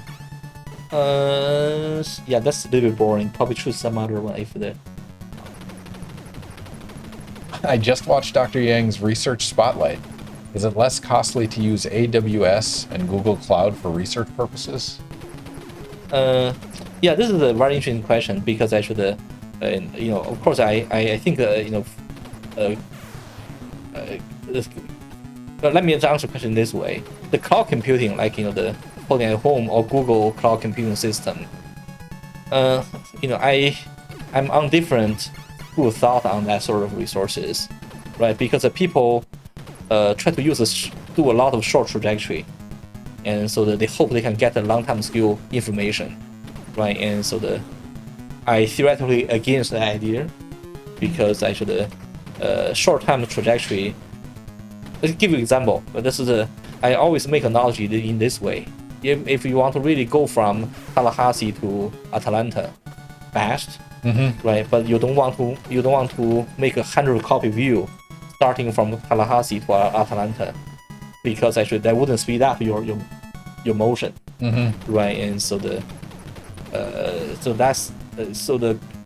cloud computing, the idea is to use short trajectory to generate long-time time scale dynamics, and so they propose some particular way of doing that, and so that's not the way I think that will lead to the solution, right? And so I think I'm more and more right based on the consequence, based on the result from this type of effort. Yeah. While the VJ, and I were knowing each other for a long time, but I was not really the big fan of that particular approach, right? But nothing wrong because different scientists have different way of thinking, right? I still think that's a very heroic effort, Yeah. right?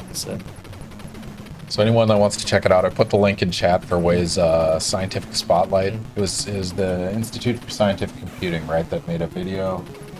Oh yeah, this is Research Computing Center. Yeah. RCC. RCC. Oh, that's what it is. I mean, it's good publicity. It's good for you, good for them. Yeah, it's really mostly for them. You know me, I'm not very good at this sort of thing. I don't. I mean, but we have to. Yeah, It's, yeah, I agree. I'm not against. I'm just lazy. that's the quote of the night. I'm not against it. I'm just lazy. Exactly. So that's why when they come to me, when they came to me and said, actually, we're gonna do this for you. Yeah. And that's how great. Thank you for. Yeah. Oh, exactly. If you have people that are willing to put in the work and Right. help, but Actually, these two students actually, they are one's in the medium program. One's I don't remember which exact program. One's an English program. yeah. They're very professional. Oh wow. So they're the ones that did it. Yeah, they did. They came over. They did all the work, and then they. All right. Well, you need to focus and beat this boss. Yeah, exactly. Okay, let me pause. Yeah, I'll give you pauses from exchanges. So we're asking a lot from you. I'll get another beer while I do it. Not a bad way to spend your second to last Wednesday before classes start. Oh, it's terrific. What do you teach this semester? This semester I should supposed to do DFC, Okay. but I'm not doing DFC. Oh, you're not? Right, because I give up that. Because the last minute, there's some crisis in terms of the teaching assignment. I see. Some colleague had to take leave, but we could not find any person to take that. I see. So so Jeff, Ed, and I had a meeting together. So I said, okay, I'm gonna give up. It's I said somebody has to give up. Yeah. So better we give up. So we have to. What are you teaching them? So I take this baby general chemistry. 1020C, what I recall is 1020C. Let me see. Oh, it's chemistry for general For general audience. non-majors or something Yeah, like yeah, that. yeah, Yeah. Yeah, That might actually be a fun class, though. yeah, it can be a fun class. Doesn't have to be intensive. It just has to be interesting. Right? Yeah. So I'm happy. Mike has taught that before. I don't know who I never paid attention to that class. Mike taught the art and chemistry, which Okay. might be fun to use some of that for that class. Yeah, yeah. That's a general audience. Yeah, I will follow what people have done before. I will learn how to do that. Yeah. For those of you that haven't taught a class before, it takes a lot of time and effort to teach a new class for the first time. Yeah. especially if you care about and want to do it well. Yeah. If you don't care, it's easy. So it's a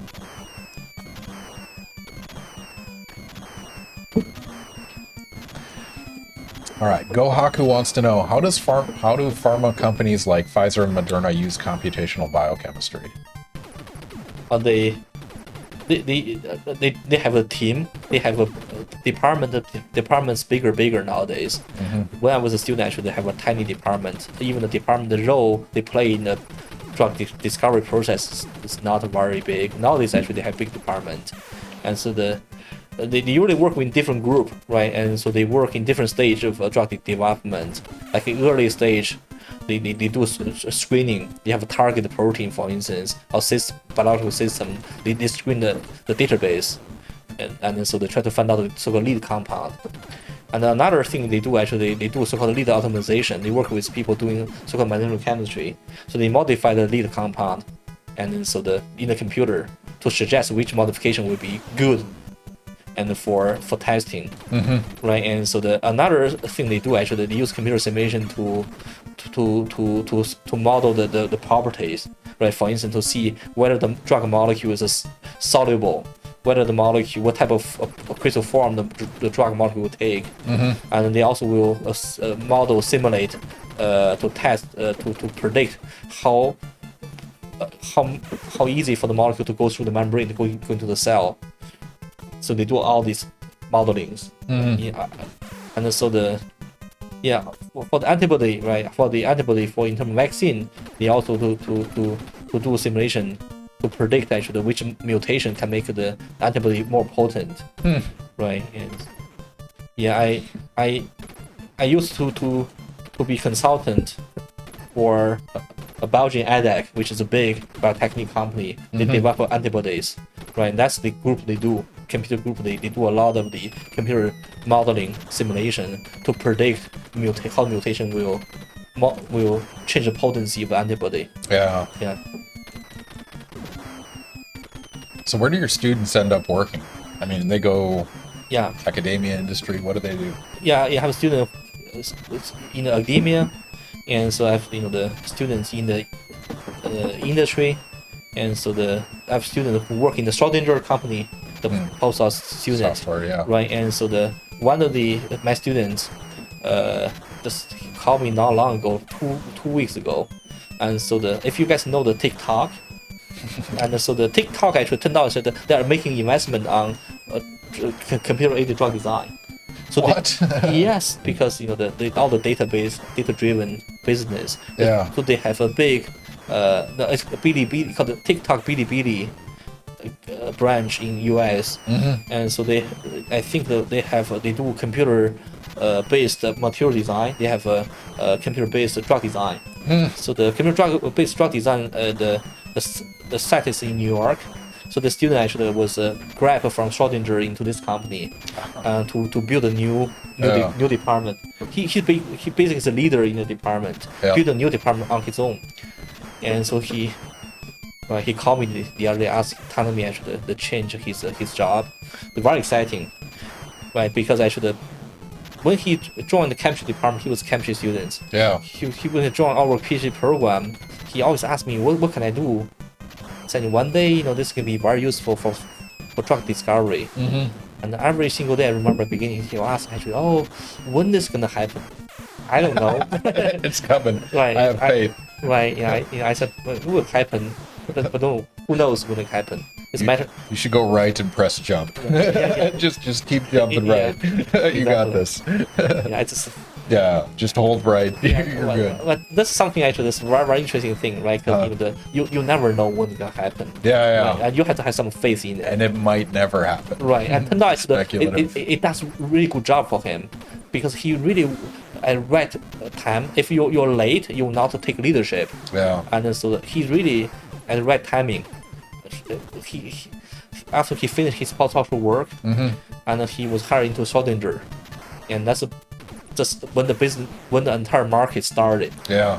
And then right now it's at the peak time. He's It's a lot of luck. right, a lot and of timing. Right, his age like mid-30s. He's a leader, for a new company, very rich company. Right, there's a lot of potential. Mm-hmm. Yeah, I'm sort of jealous. In a good way. There's still time. I'm kidding. I'm really happy for these students. Oh, good on them. Yeah, it's I mean, industry is hard. I got a message from a student that just got laid off because they just closed a division out of nowhere. yeah, but And industry is hard. industry is difficult. I remember when I was in graduate school, and so the big part of chemistry is organic synthesis, right? Because everybody can go into a pharmaceutical company to make molecules, Yep. right? And So Gohaku wants to know what percentage of computational biochemistry is computer science and how much is chemistry? it's I would say fully chemistry. Computer science, I don't think there's computer science component. You use computer, you do programming, of course, but Yeah. I don't call that computer science. I see. It's not theory in computer science. Right, but right, It's like applied computer science. Yeah, you use computer like you use NMR instrument to do research, right? And so the NMR is about physics, but you're not physicist, right? And so it's 100% chemistry. But let me tell this, and so if students interested in this, and I did have computer science based computer science background student before, and so in my earlier career. And so they're good, they're smart, but the one thing I found out is easy for chemists to learn how to use computer. It's harder for computer science students to learn chemistry. I like it. Chemistry is a different type of training. All right. You have feeling about the chemistry. This one example when I was a postdoc, and so first I'm in a group with people from all sorts of background. So there's my office mate is from physics background, and so every single day he asked me, so this atom has positive charge or negative charge, and so I that's what I do for him. And so this atom has positive charge, negative charge, and he asked me, how do you know? I said general chemistry. I like it. You draw a resonance structure, you draw a Lewis structure. We're gonna pause dialogue so you can beat this section, Wei. Okay. You're so close. That's cool. This is one of the hardest sections in the game, Yeah. at least in terms of jumping. Okay, let me just focus. Yeah. No worries. You guys have questions, throw them in chat. Wei will get back to him after he gets through the jumping section on this. Oh, then you're good. Yeah, this game was one of the hard ones.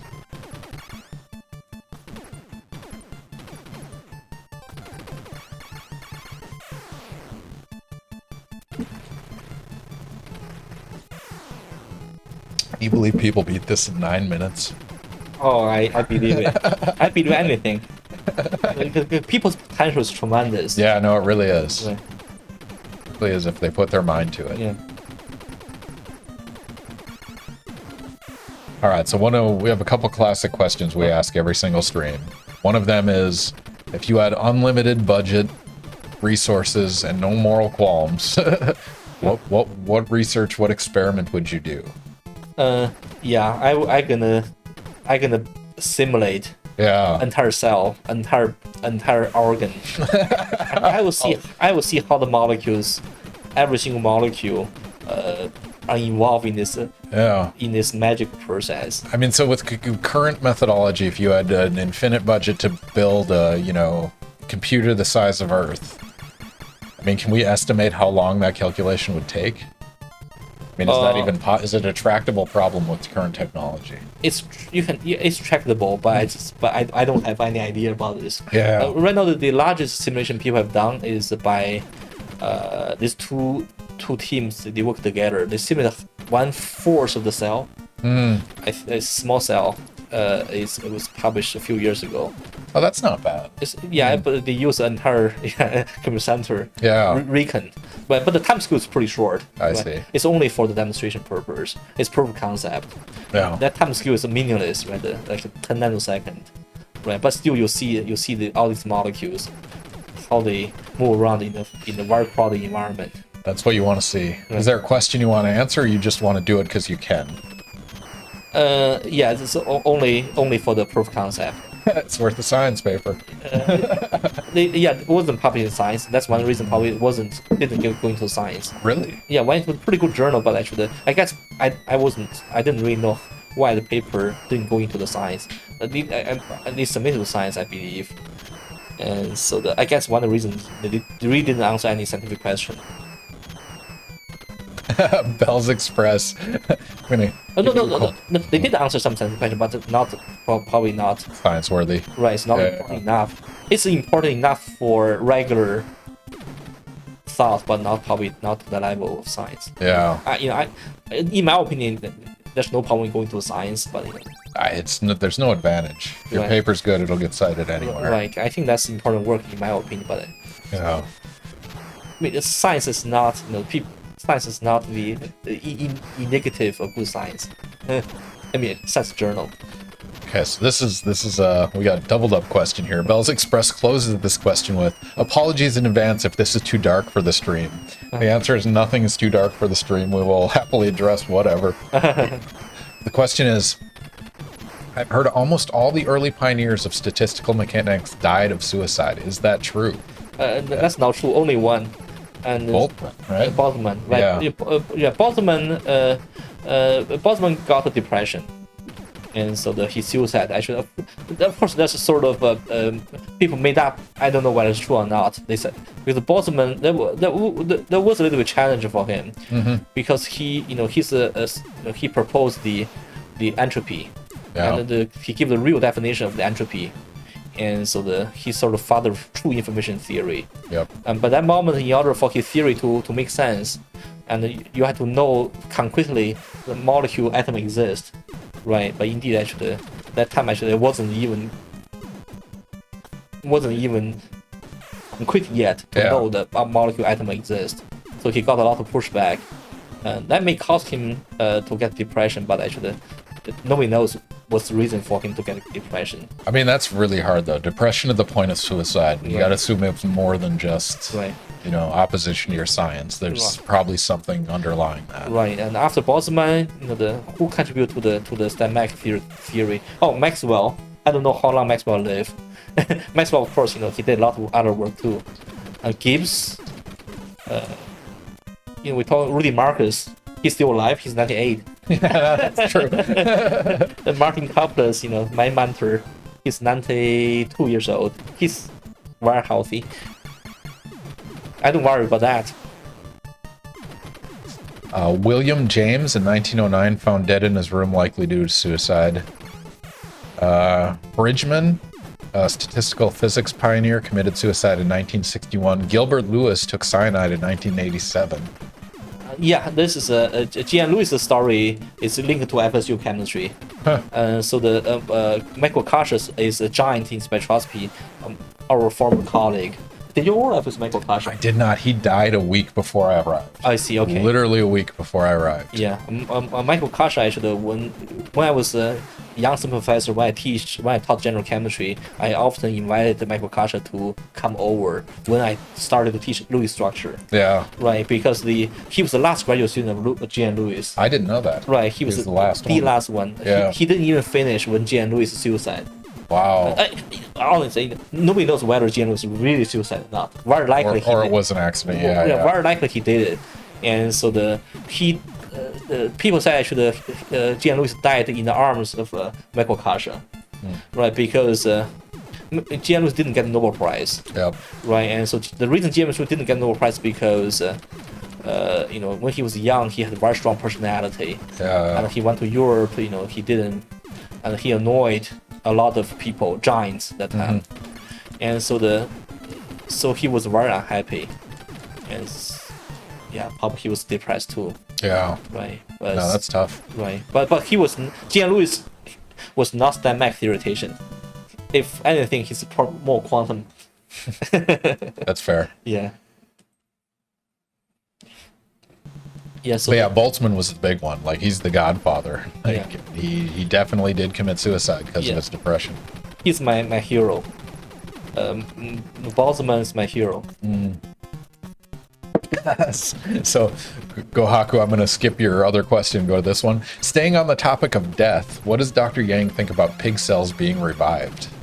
What? I don't know what that is. That is, can you whisper me a What was that?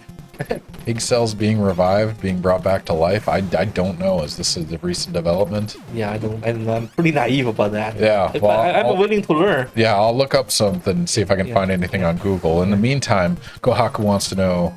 Oh, sorry, you can't post links in chat. Whisper it to me on Twitch. Whisper, and I'll take a look at it. We just filter out the spam automatically. But anyway, Gohaku wants to know what is statistical mechanics.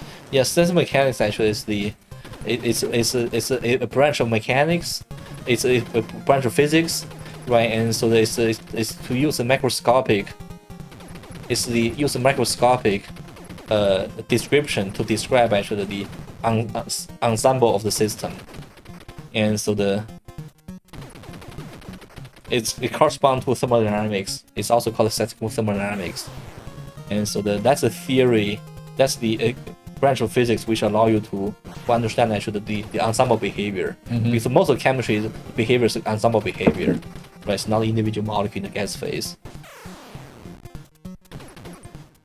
I mean, it's interesting that a lot of thermodynamics can be described by probabilities and odds and It's you distributions of events. yeah, precisely. You so the central property of statistical mechanics is called potential function, right? And which give you the probability. You can use that to understand every single thermodynamic property. It's pretty stunning. Yeah. How scientists revive dead pigs' organs. A whole body perfusion system restored cellular activity in pigs an hour post-mortem. That I is don't really know. interesting. Yeah, I'm pretty naive. Yeah, this is a high level of machine. Yeah, I'm doing so-called biophysics, but actually I know very little about the true biology.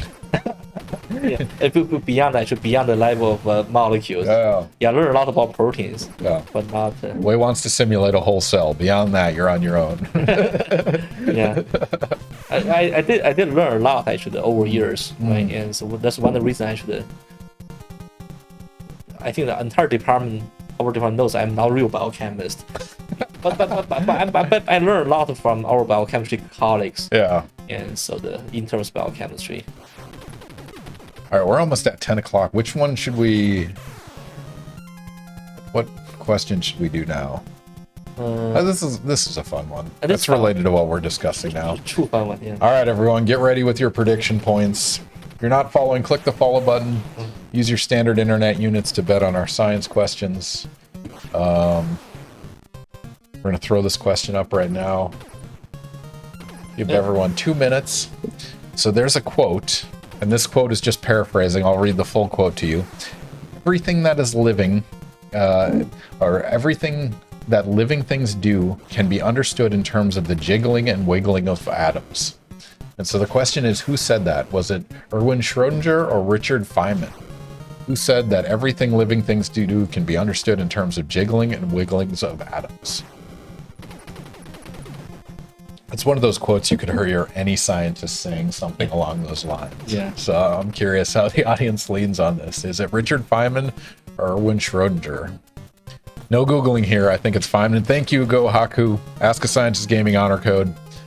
Ask a Scientist Gaming honor lock. Crack your computer while you're making predictions. Yeah. I hate honor lock. I hate that exists. Yeah.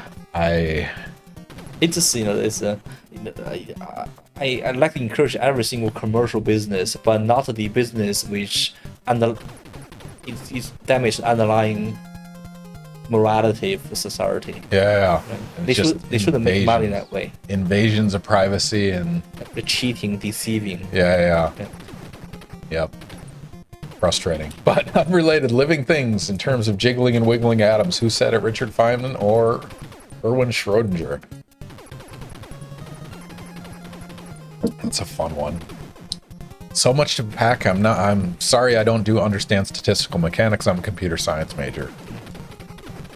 I don't know, arguably somebody that knows computer science and statistics would be better at statistical mechanics than a chemist. Like, you need the chemical knowledge, but it is abstract. It is. Yeah. It's not as intuitive as you'd like it to be. Also, we're gonna pause so you can beat this part because this has been destroying you. Yeah, that's fine. I sort of enjoy the The meditation. enjoy this corner. Yeah, I like it. All right, Wei, what is the answer?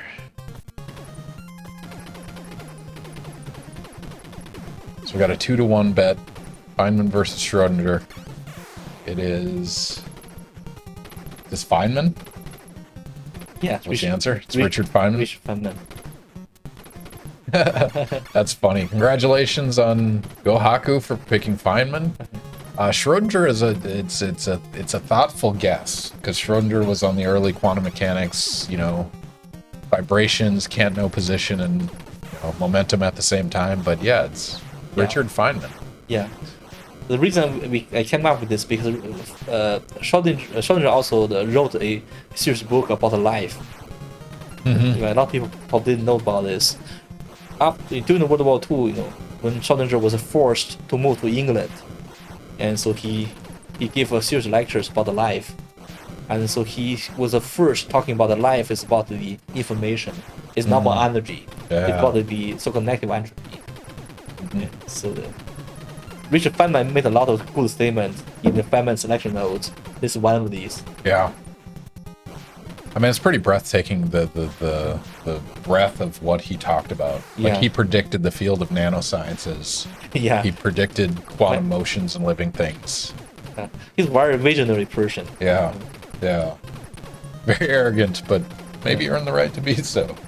Yeah, I don't know whether he was truly arrogant or he just he want to appear to be arrogant. Yeah. Yeah. No, that's true. Yeah. So you can't shoot these things. You're going to Okay. have to do the run through. Okay, A duck. it's fine.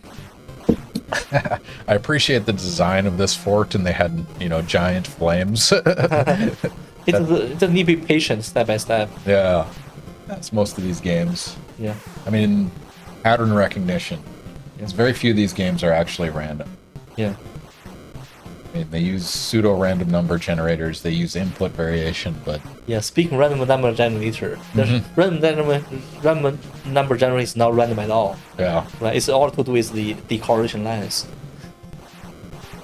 And there was I don't remember what company it was, but they used like a wall full of lava lamps to generate their random numbers for just static noise of the universe, Yeah, which I guess is as random as you can get. It's random number harvester.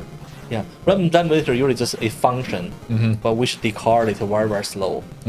Right, and so that's a big part of our simulation. We always use random number generator for in certain type of process. We use Nice. that, right?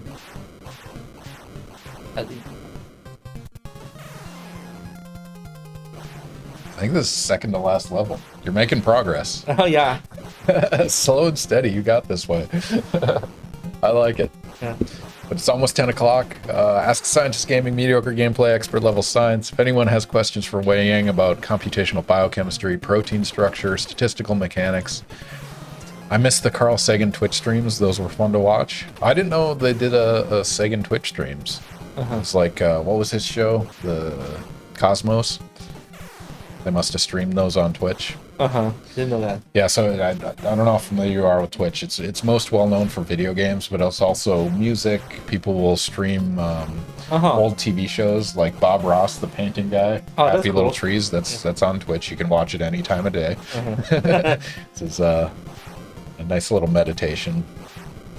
But also, there's people doing like technical skills, like people that fix watches or cut diamonds or whatever it is. You're gonna find somebody streaming their expertise on. Oh, that's interesting. Yeah, no, it's a really fun venue. If you haven't had time to take a look, it's worthwhile.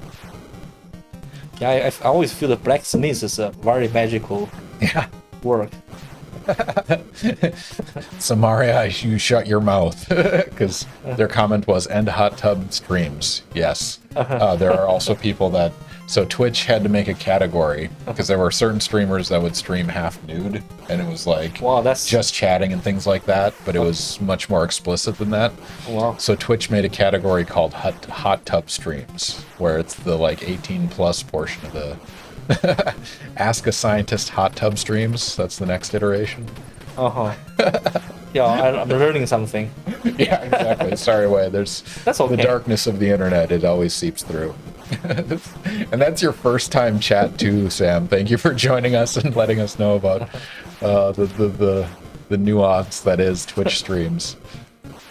I'm glad they added that category. Like, it was overdue because there's needed to happen. It was a very like OnlyFans iteration of it. But so it goes. But yeah, apparently you used to be able to watch Cosmos on Twitch, which is kind of cool. Nice. That's, My daughter's quite angry right now. uh-huh. She does not want to sleep. Yeah, this is very late for her, huh? Yeah, it is. She gets overly tired and it just breaks her brain. Uh-huh. Poor kid. You have to struggle for last piece of energy. Yeah, exactly. Just screaming out those last moments. Yeah, I remember that time. Yeah, that's a thermodynamics. Is that a Carl Sagan emote? Who is that? Oh, it's a global emote. So we have our own Carl Sagan emote. It's called Deity Carl Sagan. So it was Scott Stagg, when we asked him the unlimited budget question, Uh-huh. he's like, I'd want to start a religion. And he said he wanted to start one where Carl Sagan was the deity. And you just worship Carl Sagan, and every Sunday you just have a Carl Sagan sermon. Oh, that's what this Scott said. Yep. I thought Scott will say actually he gonna image everything. Yeah. I don't know. I appreciate the Sagan religion. So yeah, now we have an emote. Carl Sagan. Deity Carl Sagan. Oh, that's what from Scott. Yep, that was inspired by Scott. Sagan. I don't know if I have a command for that. Deity Sagan. Oh, there it is. There we go. Exclamation Carl. There's the backstory on Deity Sagan. Start a religion. To each his own. Unlimited budget. Alright, we are at 10 o'clock. We have 3 solid questions left. Which one of these do you want to do? Okay, let me look at it. Probably we can look at the computer, most powerful computer. Most powerful computer. So we have more computer scientists. Go Haku, this is right down your lane. Oh, computer science may know this answer. Yeah, they probably will know this answer. But we'll find out in a second. These are fun questions because I do not know the answer to most of this. Alright, we have another question. Click the follow button if you want your standard internet units. Regardless, you can bet them on this question. Name the most powerful single computer. Is it Summit or is it Anton? Edward, thank you for the follow. Bet your points right now. The most powerful single computer. So we're not talking, this is not multi-cores. This is not computer clusters. This is a single computer. What is the name of it? Is it Summit or Anton? Note, you are on Ask a Scientist Gaming Honor Code. You can't look up the answer but via Google. Instead, just make your best guess based on what you know, or, I don't know, randomly guess. I don't think we've given any hints on this one. This one's speaking of powerful computers, Oh, like, I used to be really into chess, like up until about something like 6th grade. I played a lot, and then sometime in high school I gave up, and it was when Deep Blue beat Gary Kasparov, and I was like, it's done. Like, chess has been beat. It's over. And, like, now I know you still do it for fun and things like that, Yeah. but like, indeed, actually, after the computer win of a goal means there's no human game. yeah. Right, but that's okay. I tell people actually that's not a big deal because Yeah. actually in terms of running we are slower than car. No, it's true. Human being invent a lot of machines which are better than we are ourselves. Yeah, That's okay. but we can still have fun doing it. Yeah, we still running, right? Olympic game you still run 100 meter. Yep. But we are slower than slower than Tiger. Yeah. We'll see. I'm looking forward to Robot Olympics. How far can you push robots? Did you ever watch BattleBots back in the day? The like arena fighting where they made little remote control robots? No, I didn't really. Fun. You just make, you know, different iterations of these combat bots and have them fight each other. All right. 10 seconds left. Name of the most powerful single computer. Is it Summit or is it Anton? Wei, what is the answer? Anton. Anton. Yes, Summit actually is the largest, is the #1 supercomputer in the world. But Anton is the most powerful single computer. This is a specialized computer only doing MD, molecular dynamics simulation for proteins. Where is this? Who has this? It's in New York, and so it was built by David Shaw. If you check D.E. Shaw investment firm, he's a billionaire, and so he built that computer to do computer. For that computer he built a so-called research institute, D.E. Shaw Research Institute, and so that has the world record in terms of how long you can run MD simulation protein. I mean, so what's the advantage of a single computer over like a multi-core? I mean, is there any reason to do that? You know, as I mentioned earlier, actually, it's very hard to use a short trajectory to generate long-time scale dynamics. And so this computer is I always call the computer future computer. You know, he's David Shaw's billionaire. He hired the pretty much the best hardware people, software people. Yeah. And so to design this design this system. Right. And so they optimize everything they can to make MD simulation fast. Right. For instance, actually, they even have a specialized design chip. Right, and when you do computer simulation, one example, we use the Taylor expansion. Right, that's how you do multiplication. That's how you do division. You do 1 over x calculation. You use Taylor expansion, multiplication, sum, and so that make the division very slow. Right, and in order to fix that, they have to design special chip, for instance. Yeah. Exponential is faster because exponential, in terms of Taylor expansion, it decay. You use less terms, and so there are a lot of power going to that computer. Yeah. Right, and people never realize actually that the most powerful computer was not designed for any. The financial industry. Yeah. I'm happy to know that. Crypto mining. Right. All right. Right. Only for. You got 25 minutes. Go. Press right. Yeah. Okay. You got this. Yeah. Almost there. Yeah. Oof. Surprise wall. No, that's funny. He's just like, I'm gonna build a supercomputer. Yeah. It's very interesting. This, of course, there's a whole pathway. So David Shaw was a assistant professor in computer science. Oh, I didn't know that. Right, and at Columbia, right, and he didn't get tenure, and so he went to. He became a billionaire. No, he went. That's how it works. Like he's a very good guy. He's very smart apparently. Yeah. A lot of luck in the research part too. Yeah. And so he went to Wall Street. He built a D.E. Shaw investment firm. He's very successful. I think if I haven't really checked. I heard he was involved in the founding Amazon too. Oh, really? Right. He done a lot of important work, and so he has a good friend who is a theoretical chemist called Richard Frischner at Columbia. And so Richard Frischner convinced him to fund Schrodinger, the company I mentioned. My former students used to work, and so also convinced him to build a computer. In order to solve this so-called time scale problem. Yeah. That's really cool. Yeah. So why Anton? Why Anton? Yeah, why name it Anton? Oh, I don't know. A grandpa, kid, somebody. Yeah, I don't know why Anton. I mean, hopefully, it seems like he still has appreciation for academic research, like despite being a billionaire. He was elected into the academy because of this effort. Academy of Sciences? Yes. Wow. Yeah. Good for him. Yeah, he did a lot of important simulation work using this Anton machine. Yeah. Right. So the That's another good question. We didn't put it in. The 2 billionaire were elected into a National Academy of Science. He's one of these. Who's the other one? Who's the other one? So you heard about this fellowship called the Salmon Fellowship. Jim Salmon. Jim Salmon is a mathematician. And so the very good mathematician, the pure mathematician on geometry. He did a lot of important work on geometry. He was at Stony Brook.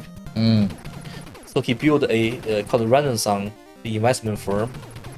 In that firm, they truly use math for investment, and it's very successful.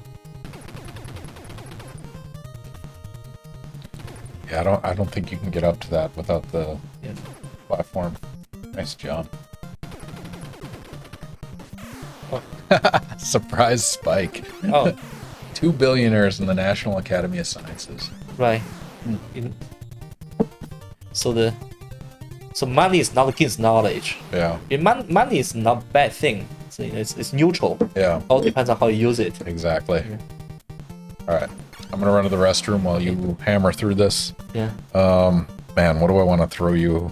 Question. How about this one? What's your favorite equation? Okay, that's very. That's a fun one. Yeah, I saw the question before. I've been thinking about this. I don't know what's my favorite equation. See whether I can. I think my favorite equation is the Maxwell equation. That's probably the most elegant equation. Yeah, yes, Maxwell equation is the most elegant equation I can think of. Yeah, people say actually the Maxwell equation is probably the best mathematical model to describe the physical process. You know, it has a very beautiful symmetry in it. Whether I can be.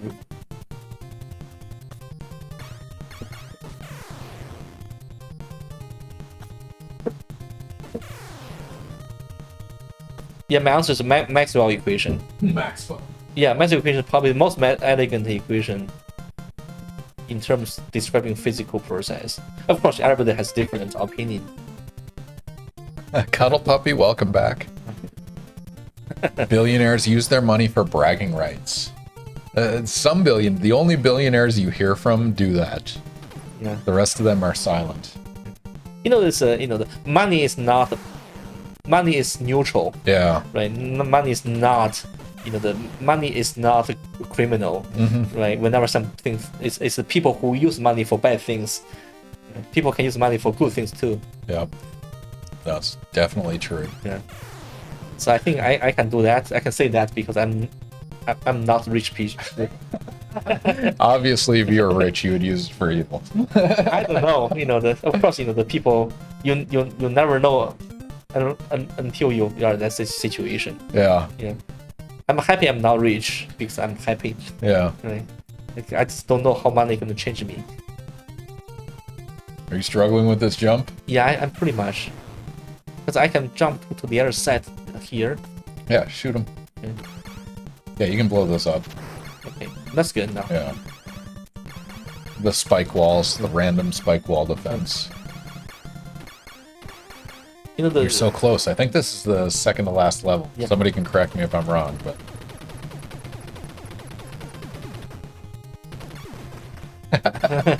there they are. Billionaires use their money for bragging rights. I mean, the big thing that money buys you is time, right? That's something that, like, it's absolutely priceless. And yeah, like this can be Anton computer. yeah, Right, I don't think actually the people try to build a powerful computer for AMD simulation before. Even IBM actually tried to build a Blue Gene, but they're very limited in terms of resources, right? And the people are gonna ask why do this, right? You have to justify, yeah, right? And so this time this person who used the resources of his own, and so can do this sort of thing without justification, yeah. right? It's it really depends how you use money. Keep pressing right. Yeah. We're gonna get through this way. 10:30, we gotta cut you off because we're gonna play NARC. Oh yeah. Okay. Oof, nice, cozy. Yeah. Oh, so I have to give my recruiting talk tomorrow morning, Okay. 9:45. Yeah, for fun, that's not too bad. No, it's not. I mean, I'll be a little bit hungover, Yeah. but you know, it's given so many of these at this point. And Yeah. I have fun presenting, so it's not too bad. Yeah, we have a fun first year class. Yeah, Yeah. Yeah, I think they. yeah. A lot of them seem enthusiastic. I've had 3 email me about rotations already, so that's fun. That's pretty cool. Yeah. The thing is, like, I never know how many students are serious, so I get a lot of students wanting to do rotations with me, Huh.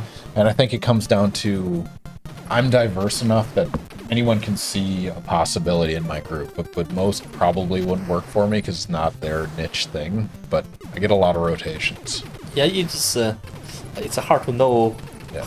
how. Press up at an angle. Like hold up and right, and you'll Yeah. be right on. Uh-huh. Yep. Yeah. Yeah, there you go. Oh, Yeah, you never know ahead of time. yeah. But there's a few theory people coming in. Yeah, that's I think there's some student who are interested in computational work. Mm-hmm. Student always ask me what type of student I take. So actually, I take students who are passionate about this work. Yeah. I think that's the key part is passion, Anyone that's enthusiastic. right? Right, because the nothing can buy passion. Yeah. Yeah. Well, my statement, and I'm yet to test this, is I'd take an enthusiastic English major over a lazy chemist any day. Yeah. But my analogy is actually it's about marriage.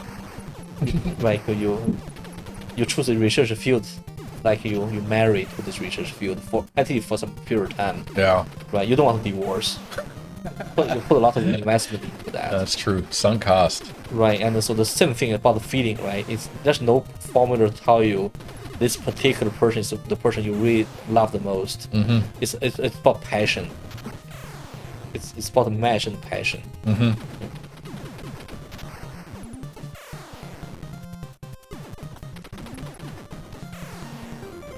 It's time to take on this boss. Yeah, that was good. Yeah. I never beat this game without the cheat codes. Uh-huh. This is one I did not commit to. Yeah, now this is easy, right? Now that you can just whenever you play the video game, you just go to YouTube. Watch others do it. Yeah, no, it's Yeah, true. not when early 1990s. Mm. And 1990, you just ask around. Yep. Ask around and hope somebody figured it out. Yeah, there are always some genius, right? A mini genius. Gohaku. I thought Contra has a 2-player mode. It does have a 2-player mode. They do. It does. My general strategy is I don't play, Uh-huh. but I played Dr. Mario a month ago. That was kind of fun. Oh, I think this is the last, right? Yep. Yeah, so it's going to be a lot of that running. Yeah. Cuddle puppy, reverse psychology, and is way too drunk to play. Cuddle puppy, little do you know that I drink before trying any speed run of any kind. 'Cause it's too stressful. Like, so the Mario speed run, my record time is 5 minutes and 2 seconds. The world record's at 4 minutes and 55, so I'm not even close to that. But Still when pretty you're impressive. when you're 4 minutes and 30 seconds in and you have to execute perfectly for the last 30 seconds, it's stressful. It's very stressful. Yeah. So yeah, alcohol is a performance enhancer for a lot of video games for me.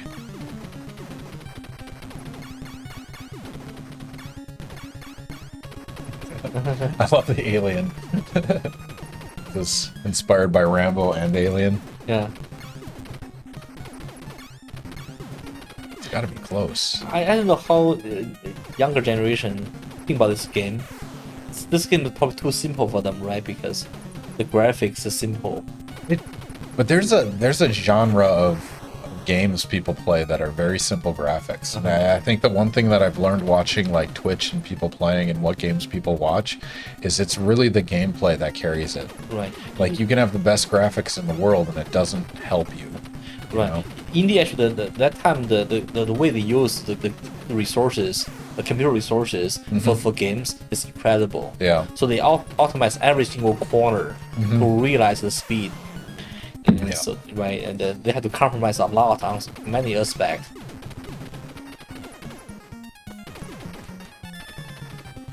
Cuddle Puppy, I don't know the rules. I have you at VIP status where you can share a link, so give it a try.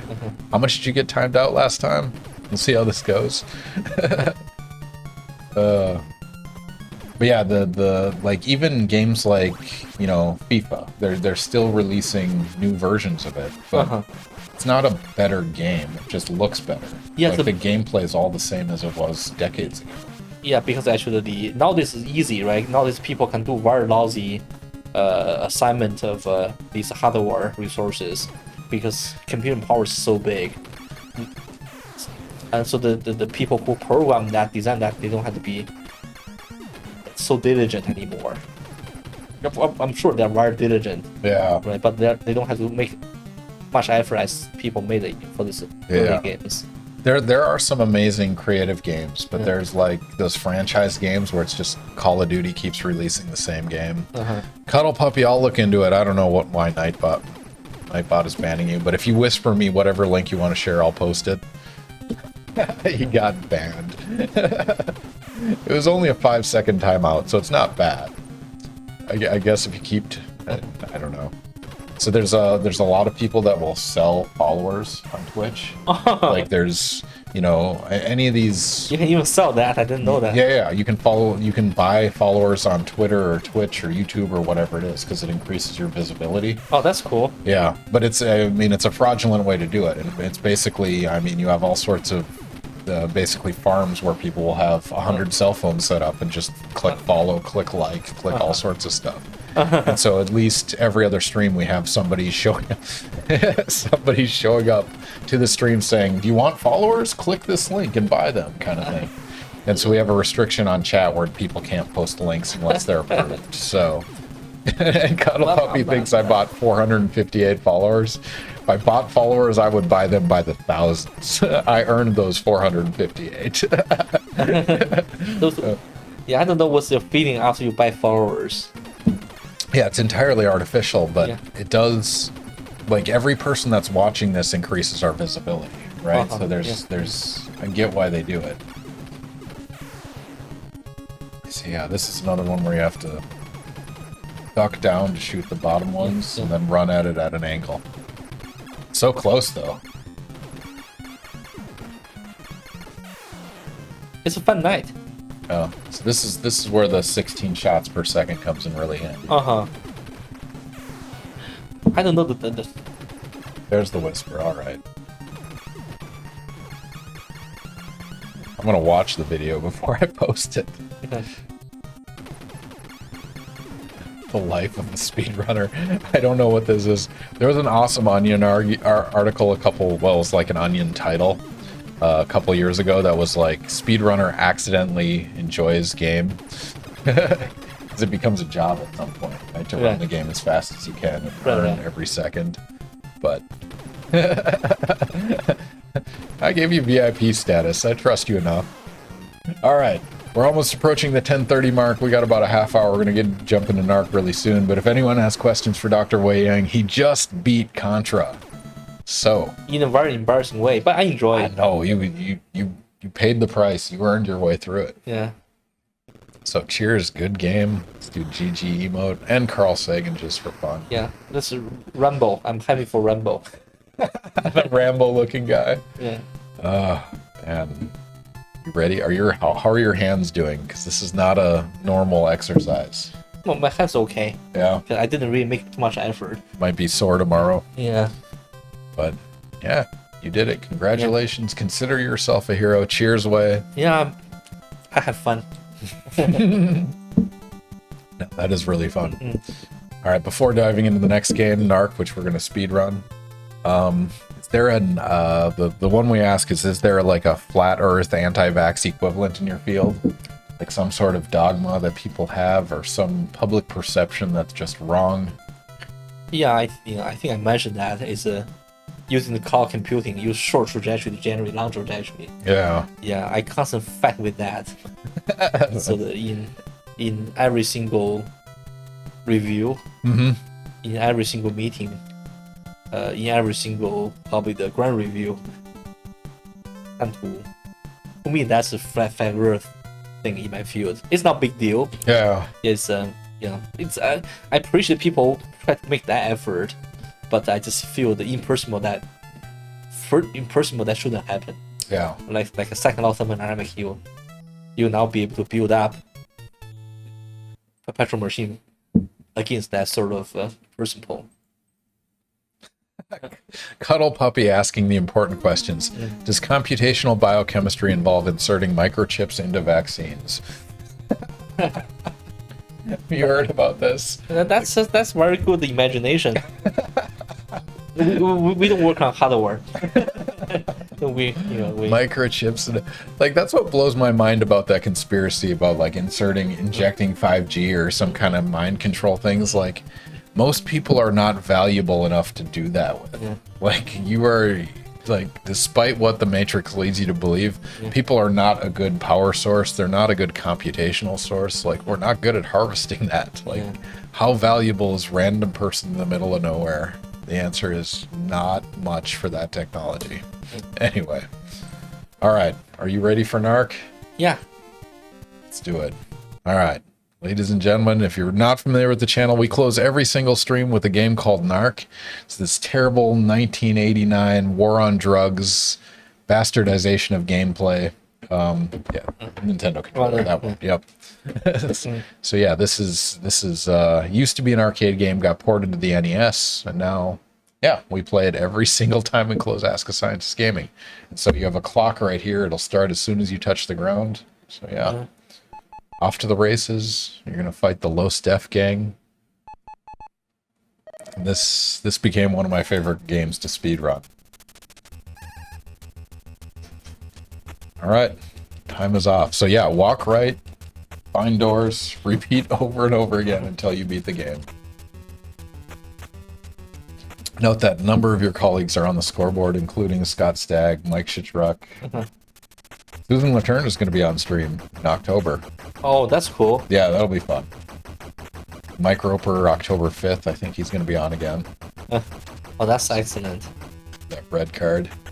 Yeah, just ask around until somebody says yes. So you want that thing right there. Okay. So yeah, but while Wei is beating NARC, if anyone has questions, feel free to throw them in chat. Life of a speedrunner.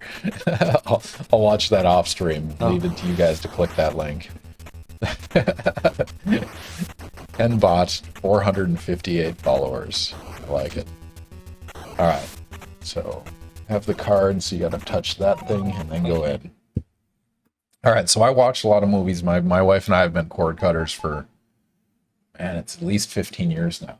So movies are our go-to watch thing at night before bed. My question for you is, movies incorporate some science occasionally, and it's done well or poorly. Do you have a pick of movies that get your discipline, broadly defined, either computation or biochemistry? What movie or TV show gets your discipline right, and which ones get it wrong? You talk about science? Yep. Oh. Like, which movie just gets it wrong? Keep going right. Yeah, I cannot think too much about the movie. I need a second to think about actually. Oh no, take your time. And you got the helicopter, nice. Yeah, usually if you keep going right, you'll just find somewhere where it stops moving the screen and then... Alright. Movie or TV show. A movie that just made you cringe when you saw them invoke biochemistry of some kind. Or programming, or theory. So these guys, the guys in the black shirt, you have to shoot them with bullets. Then one of them will drop a blue card. So if you just hold A. Yeah, I cannot think of any specific movie. Yeah. Right, and so but generally speaking, actually, the Chinese kung fu movie always make me feel that way. Chinese kung fu. Because actually, it's constantly against the physical principle. Yeah. People can fly, can No, Crouching Tiger, Hidden Dragon made me angry. That's precisely what I was thinking about. Yeah, because they are expert martial artists. Like they're really, really good at what they do, but it just conveys it with like, over the top superhero. So yeah, hold down A, and you're gonna shoot these guys. Jackie Chan and Bruce Lee movies though, absolutely. So yeah, hold A. Yep. So you're gonna have to shoot those guys. One of them's gonna drop. There you go.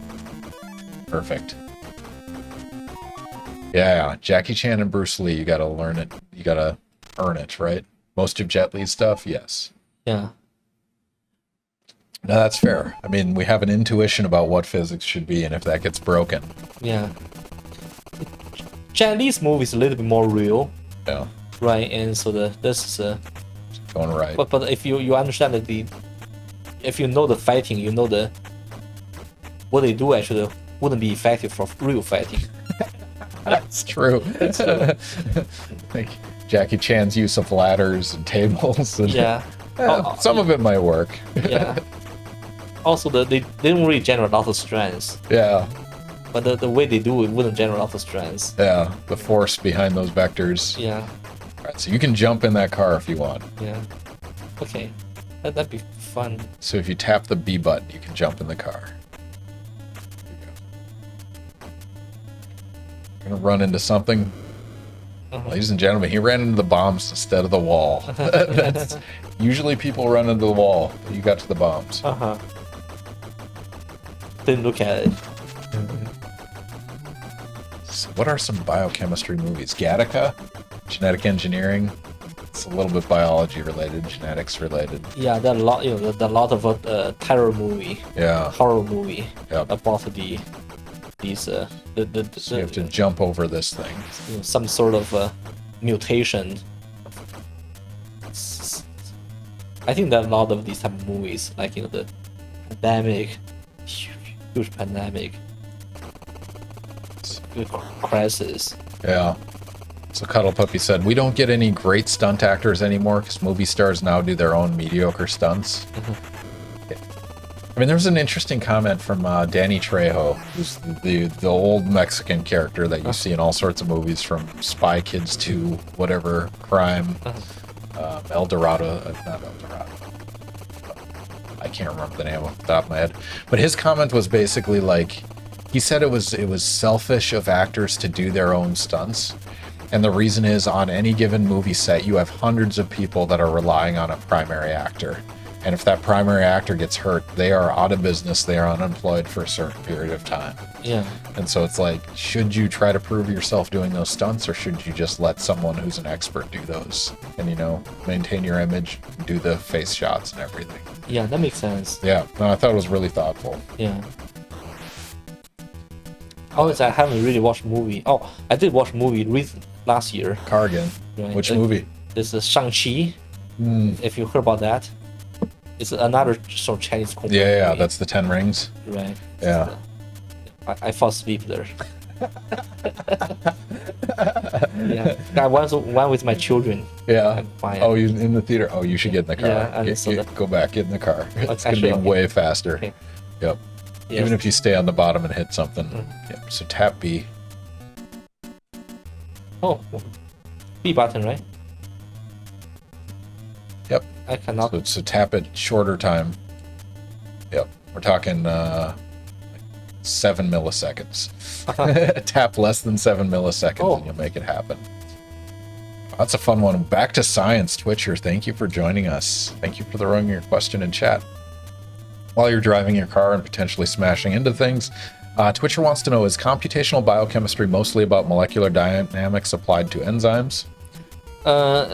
Yes, actually, largely molecular dynamics, right? But not only for enzymes, for anything, for any molecule in the biological system. Can be the RNA, can be protein. Protein doesn't have to be enzyme. Right? It can be membrane. It can be sugar. Can be the complex, right? I mean, that's an interesting question. What percentage of all computational, we'll say, publications are protein based? Oh, that's a very good question. I would say the majority. I don't know, like right, majority. like 80% or something. It's more than that. Right. The reason actually is more than that because the force field for protein are very reliable. I see. Right, and then for others are less reliable. I mean, so like lipid. Lipid is a little bit better, but you know the RNA is very difficult. So if you jump in this car and stay at the bottom, you're good till the end of the level. Okay, that's cool. I'll try to. 7 milliseconds. 2018 computational time. So yeah, stay on the bottom this entire route. You'll go to the end. But that's, yeah, enzymes as in proteins. So that's like 90% of computational efforts. Yeah, most proteins, right? Yeah. Proteins, you know, doesn't have to be enzyme. It can be anything. Because actually the force field for proteins is so very accurate. Right, and so that's very cool. Yeah, there we go. How are you feeling about NARC? It's relaxing. It's meditative. Yeah, it is. Yeah. I like it. Yeah, this was a bargain bin game I had as a kid. It's one of those you just like you play it because you had it, but it's so hard without cheat codes. Wait till you get to the end boss; it's absolutely terrible. Yeah, when was it actually? When did you play the video game? Oh man, so I was born 1982. We got our first. Our Nintendo must have been 1987. I think we had an Atari around before then, but like it was when I was like 5 or 6 years old when Nintendo really started to take over. Oh, Huggy Bear, thank you for joining us. Evening, folks. Sorry if I'm repeating a question. Why is knowing how a protein folds important? Okay, because actually the that's can be traced back, right? Traced back to know actually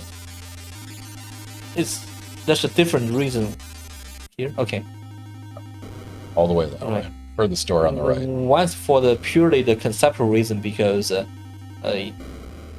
this so-called Amundsen experiment, how is actually the protein will falls up, most protein will falls up to single structure. So sequence determine the sequence determine the structure, and so that we need to understand how the sequence will determine structures, right? That card. Right. There's another reason actually. Go up. This guy really torture me. These guys. Left, and then get that card. Yep. Nice. Wait, you didn't go through the door. Yeah. Most people go through that door twice. You told me that. Yeah. Sorry. Yeah, I know I'm happy.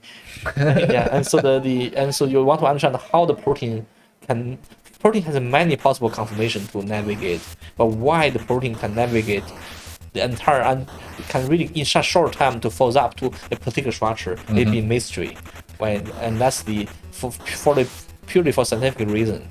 Another reason, for practical reason, you want to understand how protein fold, to understand why certain protein unfolds.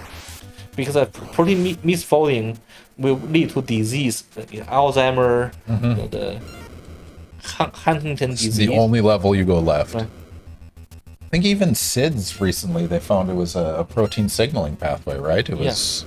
Yeah. And so you have to understand why from protein folding you can understand why protein misfold. Yeah. And why protein misfolding can lead to this disease. Right. So you're gonna have to go up a little bit and shoot the Rambo guys with bullets, and one of them will drop a green card. Oh, I'm back. No, it's fine. They'll spawn again, or if you kill this guy, they'll spawn again. So bullets, hold A instead of tapping.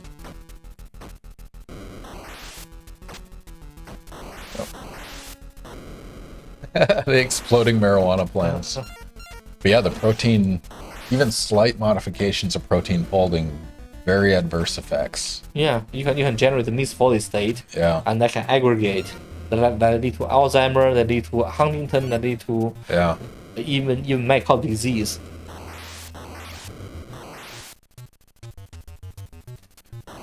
So hold A. Rockets, he won't drop a bomb. So hold A. There you go.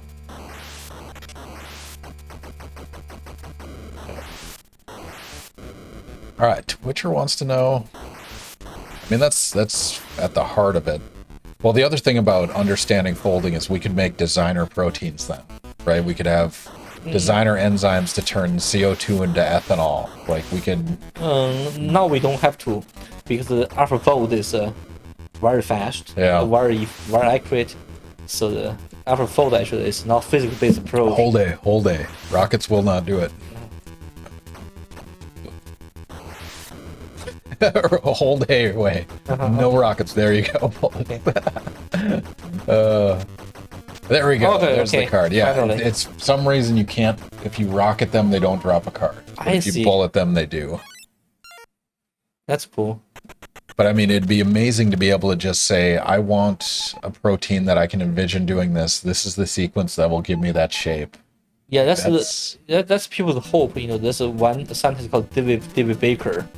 Right? In the actually, people say actually AlphaFold beats David Baker's effort, but you know, the many prediction is that this year people say AlphaFold will get Nobel Prize. Oh, Right? no way. But indeed, actually, if they give no prize to AlphaFold, they're gonna give no prize to David Baker. He wants to design the protein, right? So far, you know, of course, they have quite a bit of proof of concept designs. They publish the papers, and so far, there's no any evidence we can design the true functional protein. And so we are far behind any artificial protein designed by human being. Yeah. Still far behind actually the true functional proteins properly capability. But are you optimistic or pessimistic that we'll be able to do it? Honestly, actually, you know, I'm very optimistic person in general. Yeah. But I'm pretty pessimistic about it. That's the one thing. You just don't think we're going to be able to design our protein. Yeah, the reason because actually, you know, because I'm a theoretician, I studied the physics of protein, how protein function works. You know more how protein function. Right, I'll talk about why purely from a chemistry point of view, and you start to realize how amazing it is, and I just don't know how we design. And let me try to borrow what Harry Gray said. Huh. You know, Harry Gray is a big giant in inorganic chemistry, also bio-inorganic chemistry. And Harry Gray said actually, you know, after several decades research, he learned that, you know, not only himself, also the people in his field realize we understand the enzyme, understand the protein, that does not give us any more leverage to be able to design the enzyme. You have the card, Yeah, so you okay. can just go up there. Okay. Yep. Yeah, it's how enzyme works. You know more, and you feel more humbled. Helpless against it. Yeah. That's fair. All right, I'm going to throw up another prediction because we have a couple more to burn in the next 20 minutes or so. So, if you guys aren't following, click the follow button. Get your standard internet units. The question is, who built the first calculator? And this is the first, like, mechanical calculator. Yeah. This is not human thought calculator. This is, who built the first calculator? Is it Leibniz or Pascal? Yeah, you have that blue card. Okay. So who built the first calculator, Pascal or Leibniz?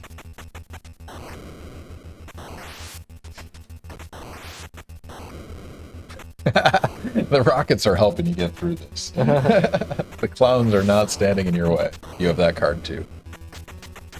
Throw your predictions in there now. Again, if you're not following, get 300 standard internet units that are useless for anything outside this channel, but fun to gamble with. By gamble, I mean, do you know the answer or not know the answer? Do you want to guess accordingly? Don't look up the answer. Don't Google. Ask a scientist honor code. I know these points are important. Just kidding, they're not. It's not worth cheating. Yeah. So the calculator we talk about is not abacus. It's automated. Yeah, Abacus is not automated. yeah. Yeah. So it has to be something. Automated. Yep.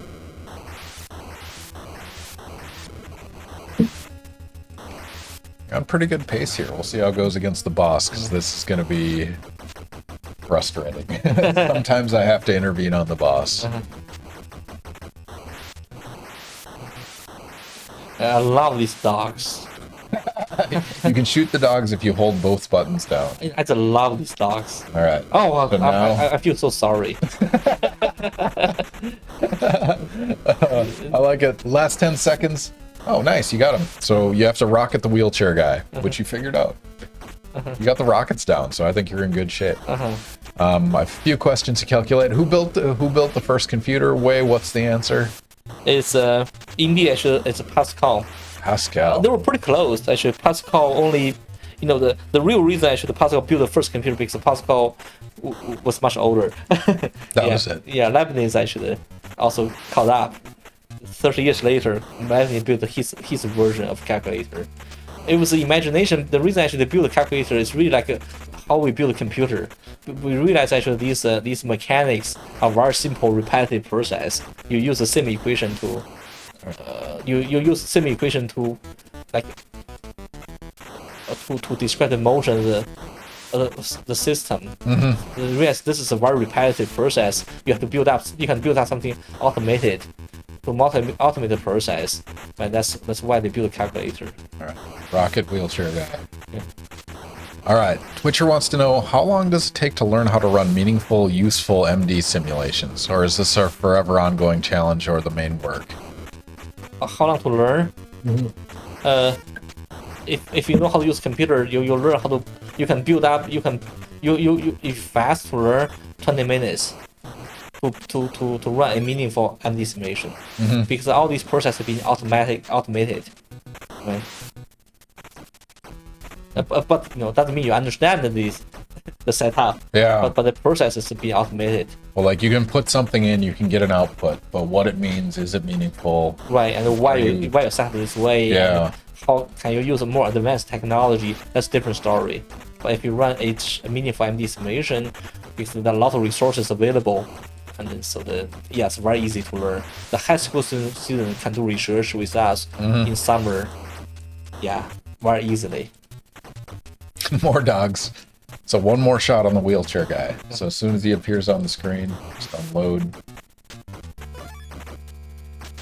There you go. Oh, I love. This wheelchair is very sneaky, huh? Yeah, no, he's fast. For a guy in a wheelchair, he's moving around pretty quick. Twitcher also wants to know, does Dr. Yang make use of AlphaFold results? Very quick question, yes. How AlphaFold changed my life? Because Well, first, what is AlphaFold? Yeah, AlphaFold is DeepMind. Google has a branch called DeepMind, based in England. So they use the machine learning or deep learning, whatever, all these artificial intelligence techniques to make prediction of the protein structures, and they can make very accurate prediction based on the sequence. If you know the sequence of protein, then you can use AlphaFold to get the structure. And before, whenever we do simulation, we have to rely on existing structure from experiment. If there's no structure, it's very hard for us to do computer simulation, right? And so when people come to us we say we have this protein we want to understand, and then we check the database. If there's no structure, we say sorry. Now AlphaFold give us a lot of potential, and we can use whenever you know the protein, you know the sequence, we can get the structure from AlphaFold, and we can do computer simulation, make life much easier, and then make our application domain much bigger.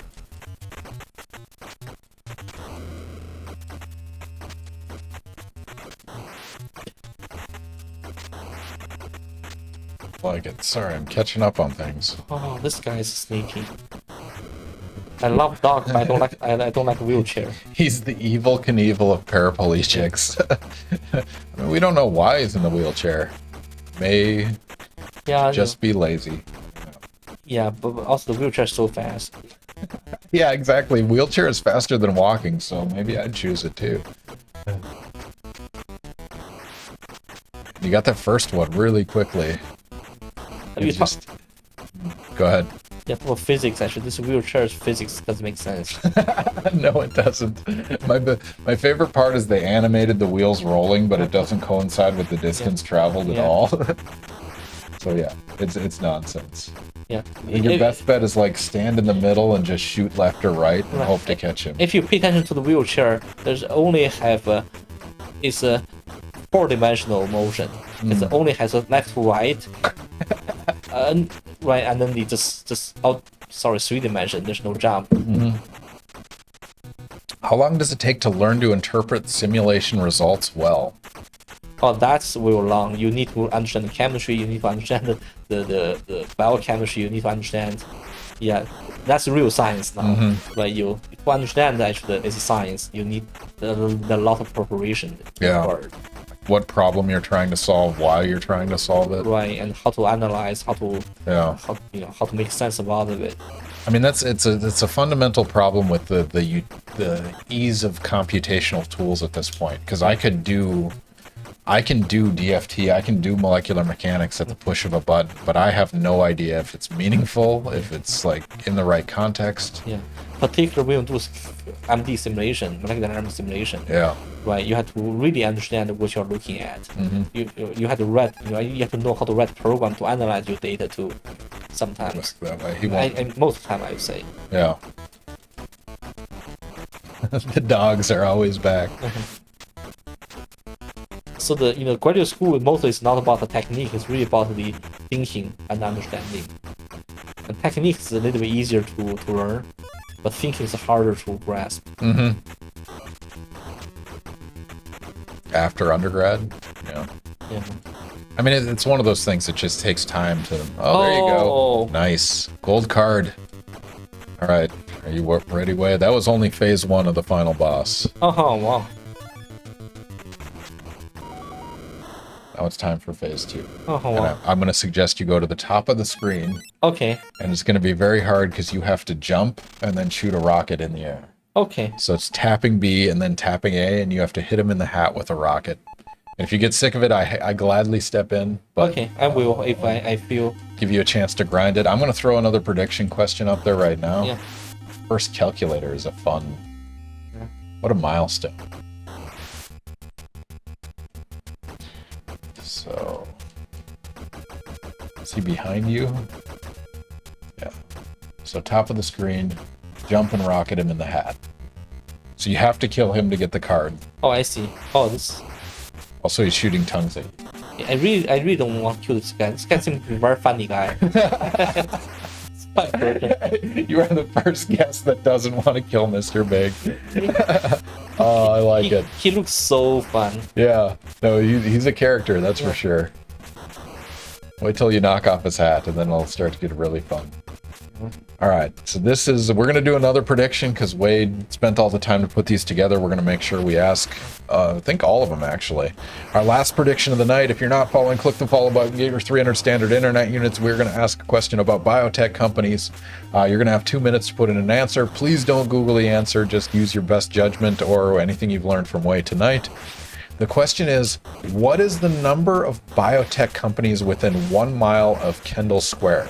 And so this is Cambridge, Massachusetts, right? Yes, So this is MIT. MIT, yeah. So how many biotech companies are there within 1 mile of Kendall Square, Cambridge, Massachusetts?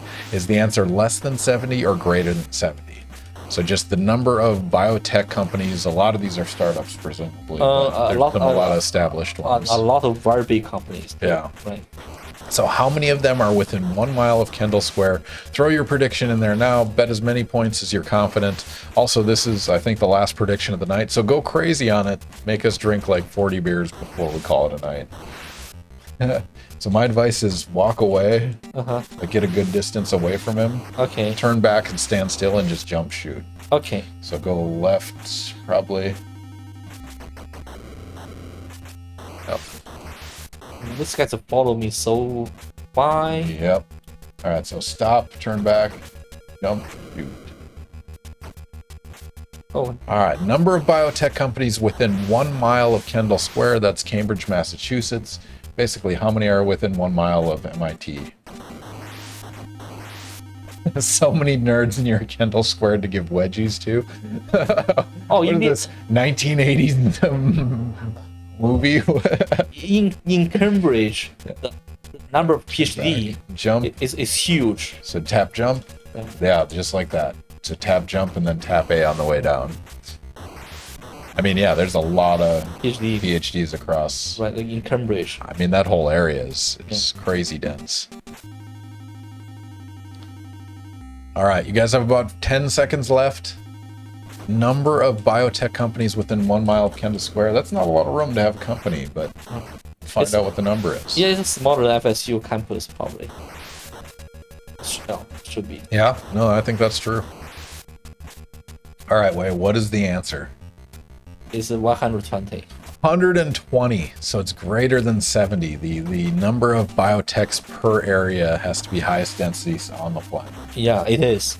It is. It's remarkable. This is a Boston is the world pharmaceutical biotechnique hub, and so there's no any other place which is bigger than Boston. Entire Boston, the greater Boston area, there's about thousands of pharmaceutical biotechnique companies. Basically, people's joke is if you lose job in one company, tomorrow you get job from the other company. Yeah, just show up to the other building or the other room. It will work. Yeah, it's very. Yeah, probably need your help. Yeah. Yeah. All right. Sorry, this is super annoying, but basically get away from him. There we go. And then you're gonna rocket him in the face a few times. You don't have to jump, just rockets. Now you know why I don't want to do experiments. My hand don't work. Wait, you have no idea how much I played this game. Cuddle Puppy, you want to tell him or should I? Yeah. So indeed this is mostly due to a lot of biochemistry, a lot of biophysics, a lot of computational biophysics go into these companies, right? And so when I was at Boston, when I was also at Harvard, the number of companies is still very small. Now it's really huge. The number's huge. Yeah. Every single company, big company, all have sat there. So run away. Oh, there we go. All right, so now it's bullets. Just holding A. And Okay. you're gonna basically walk around down here, hold A down, and just shoot his spine with bullets. So you can't shoot him at the top or the bottom, it won't do anything. But if you hold A in this area and just turn towards him, yeah, hold it. It's just rapid fire bullets. But anyway, I gave Cuddle Puppy the option, but for about a year, I was the world record holder in the speed run of this game. Oh, cool. I know that. Not a lot of people played it, and it started out as a joke on stream because I played this when I was on stream. And then I made guests play it, and they're like, you should speed run it. And so I did. I committed to speed running it and figured out. Does this game have a Wikipedia website? It might, I don't know. Okay. But there's a website called speedrun.com that tracks basically world records in every game. Oh, wow. And so it's, yeah. So I'm now the moderator and the former record holder of this. Super Pitfro actually beat me in this, so now he's the world record holder. Wow. All right, so come down here, lower, and then jump and walk that way so you're far enough away. Keep going, keep going, keep going, get a good distance. And then turn around and just hold the A button so bullets fire. Hold it, yeah, just hold it. It's not worth tapping it. Yep, and so just walk away and do the same thing. Like move up and down a little bit when you walk away, and sometimes you'll get shots. This is terrible game design, by the way. I apologize. It's not bad. I think the worst now hold it. the worst design for this game is actually this anime looks so lovely. And you always wonder why I want to kill this guy. Ooh, Huggy Bear has a request. You could request a factoid with your standard internet units if you happen to win any with that question. But what is your favorite fun fact or favorite factoid? Yeah, I prepared some, and so let me see actually. Let me see which one I pick up. Someone I thought about this before. Yeah, I suggest my guests write down their fun factoids because it's hard to come up with them on the spot. There we go, Huggy Bear. Redeem your points. Standard internet units spent on redeeming a request to factoid. Let me tell you one. Actually, this is probably the most popular one, but to me, it's a big deal because since I was young, I was told actually the only thing you can see from moon on the Earth is Great Wall. Yeah, Great Wall of China. Right. Yeah. But in the actual part, to you guys, it's just some. It's not true. It's just fun. But to me, it was. Had been going on in my whole childhood life. Yeah. I was told you're that way from China. Yeah. in China, right? 'Cause, and that's a general lot of nationalism feeling. Yep. Right. Yeah, that's because we strongly believe that's true. Yeah. Yeah. And so I remember in the elementary school, even in the activity, we said, "Oh, we are so proud of being Chinese. We are so proud of Chinese because the Great Wall is the only one." Yeah. But it's very much not true. In fact, you think about how wide the wall is. Yeah, exactly. Like it's a sliver from space. This, right? A lot of our understanding, so-called understanding, or the fact is really picked up by our own preference, and we pick what we want to hear. Yeah. We choose what we want to know. Yep. Right, and so it's our word will choose for us. Yep. It's not the facts. Yeah, I remember when the colleague IMB called Dan Casper, he's giant in structural biology. He passed away Just last up year. there, turn back. Right, and so the Bullets. Hold it.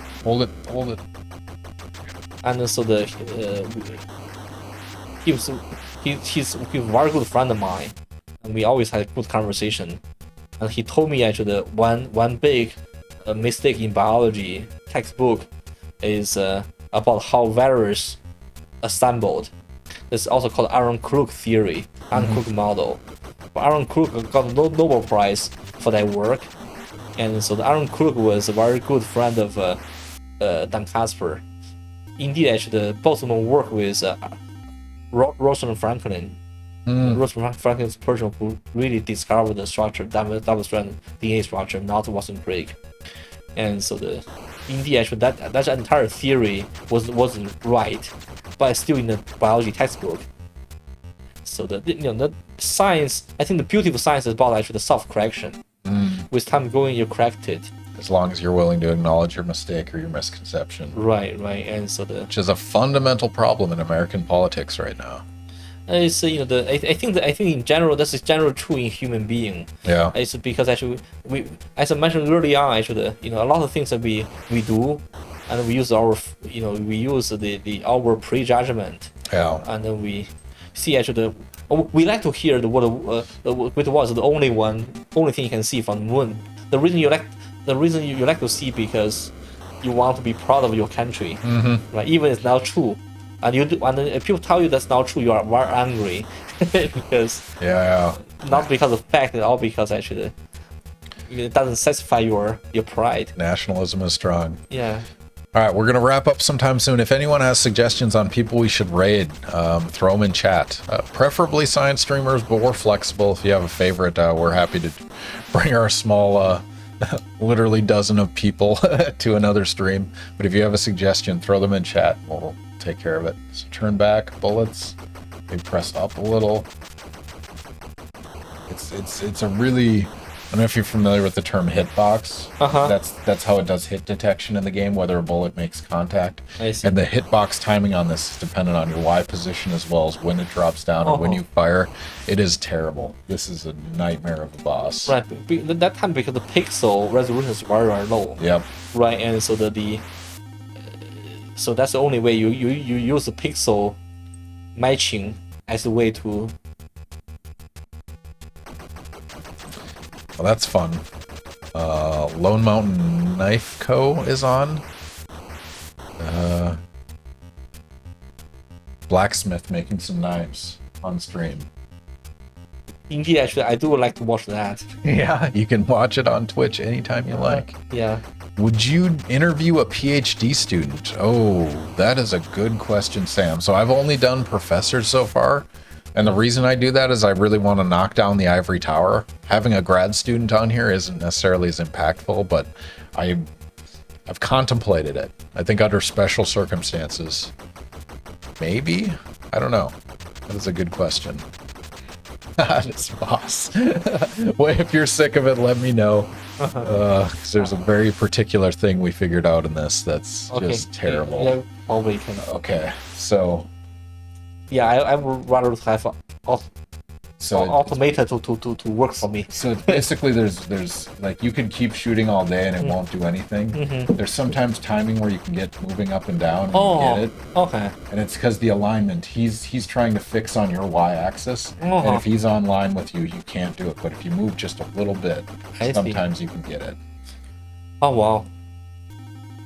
So go to the right. You'll get to round out the game. It's a empirical experience. Oh yeah, no, I played hours and hours of this to figure out little glitches and loopholes. You think about this is called scientific method. Yeah, scientific method is really about empirical experience. It is, right? Because Aristotle said actually the definition of knowledge is about how to polish your experience. Yep. Yeah. Would you download a car? Do you remember those commercials when like torrenting and like downloading games and songs and movies via Napster? The commercial was like, you wouldn't download a car. I don't know, I might try. Cuddle puppy. Yeah. There it is, 3740. And we're at 1103. Not bad. That's pretty cool. Congratulations, you won the war on drugs. Oh wow. At least in the video game world. Yeah. My favorite part is this. Yeah. Yeah. Thank you for this audience who have been gone along with us. Yeah. Going along with us. It's, Fun journey. You can put your initials in if you so choose. okay. Why not? Would you download a car? I love this. Those commercials are so dumb. The thing they found with research, though, is that people that torrent songs and games and music buy more of it than they would if they didn't do the same. And so the research is counterintuitive, and yet it's another example where intuition leads you the wrong direction. Right. And you want to believe the outcome, and you're completely wrong on it. Yeah. So building intuition is the key part of understanding. yeah, Right. And so I always feel actually if there's no intuition, there's no true understanding. yeah. But even then, like intuition fails. So like the yeah. understanding has to expand to the boundaries of your knowledge. Yeah, intuition needs to be polished. Yep. Right. Yep. All right. Well, everyone, thank you for joining us. That is the end of Ask a Scientist Gaming. How dare you download free samples? I refuse to let you buy my product. It's exactly right. Yeah. All right. Stick around. We're probably going to do a raid of a blacksmith, which is fun. I think he's making knives or something, but Wei's excited to look at some blacksmithing, so we'll do that. But thank you as always for joining us. In 2 weeks, we're going to have Steve Leonard on. He's a biologist that does like nanobiotechnology and templating and patterning and like lithography with lipids and stuff like that. So yeah, in 2 weeks we'll be back. That's the first week of classes actually. So yeah, Steve has a lot of other talents too. Yeah. He play chess. He play anything. Yep. People play. Yeah. Human being play. He wants to play some chess and Go and some poker on stream. So we'll do some classic video games as well as maybe some computer defeated games, but we'll figure it out. But thank you guys as always. Wei, any parting words for the audience? Oh, thank you guys for spending time with us. It's been fun for me. Thank you for your time. Thank you for your questions. All right. Yeah. So we'll be back in 2 weeks. Again, it's always a pleasure. Thank you for joining us. We enjoy spending time drinking, playing video games, and talking and chatting and, just brainstorming some science. So always a pleasure. And we'll see you guys in a couple weeks.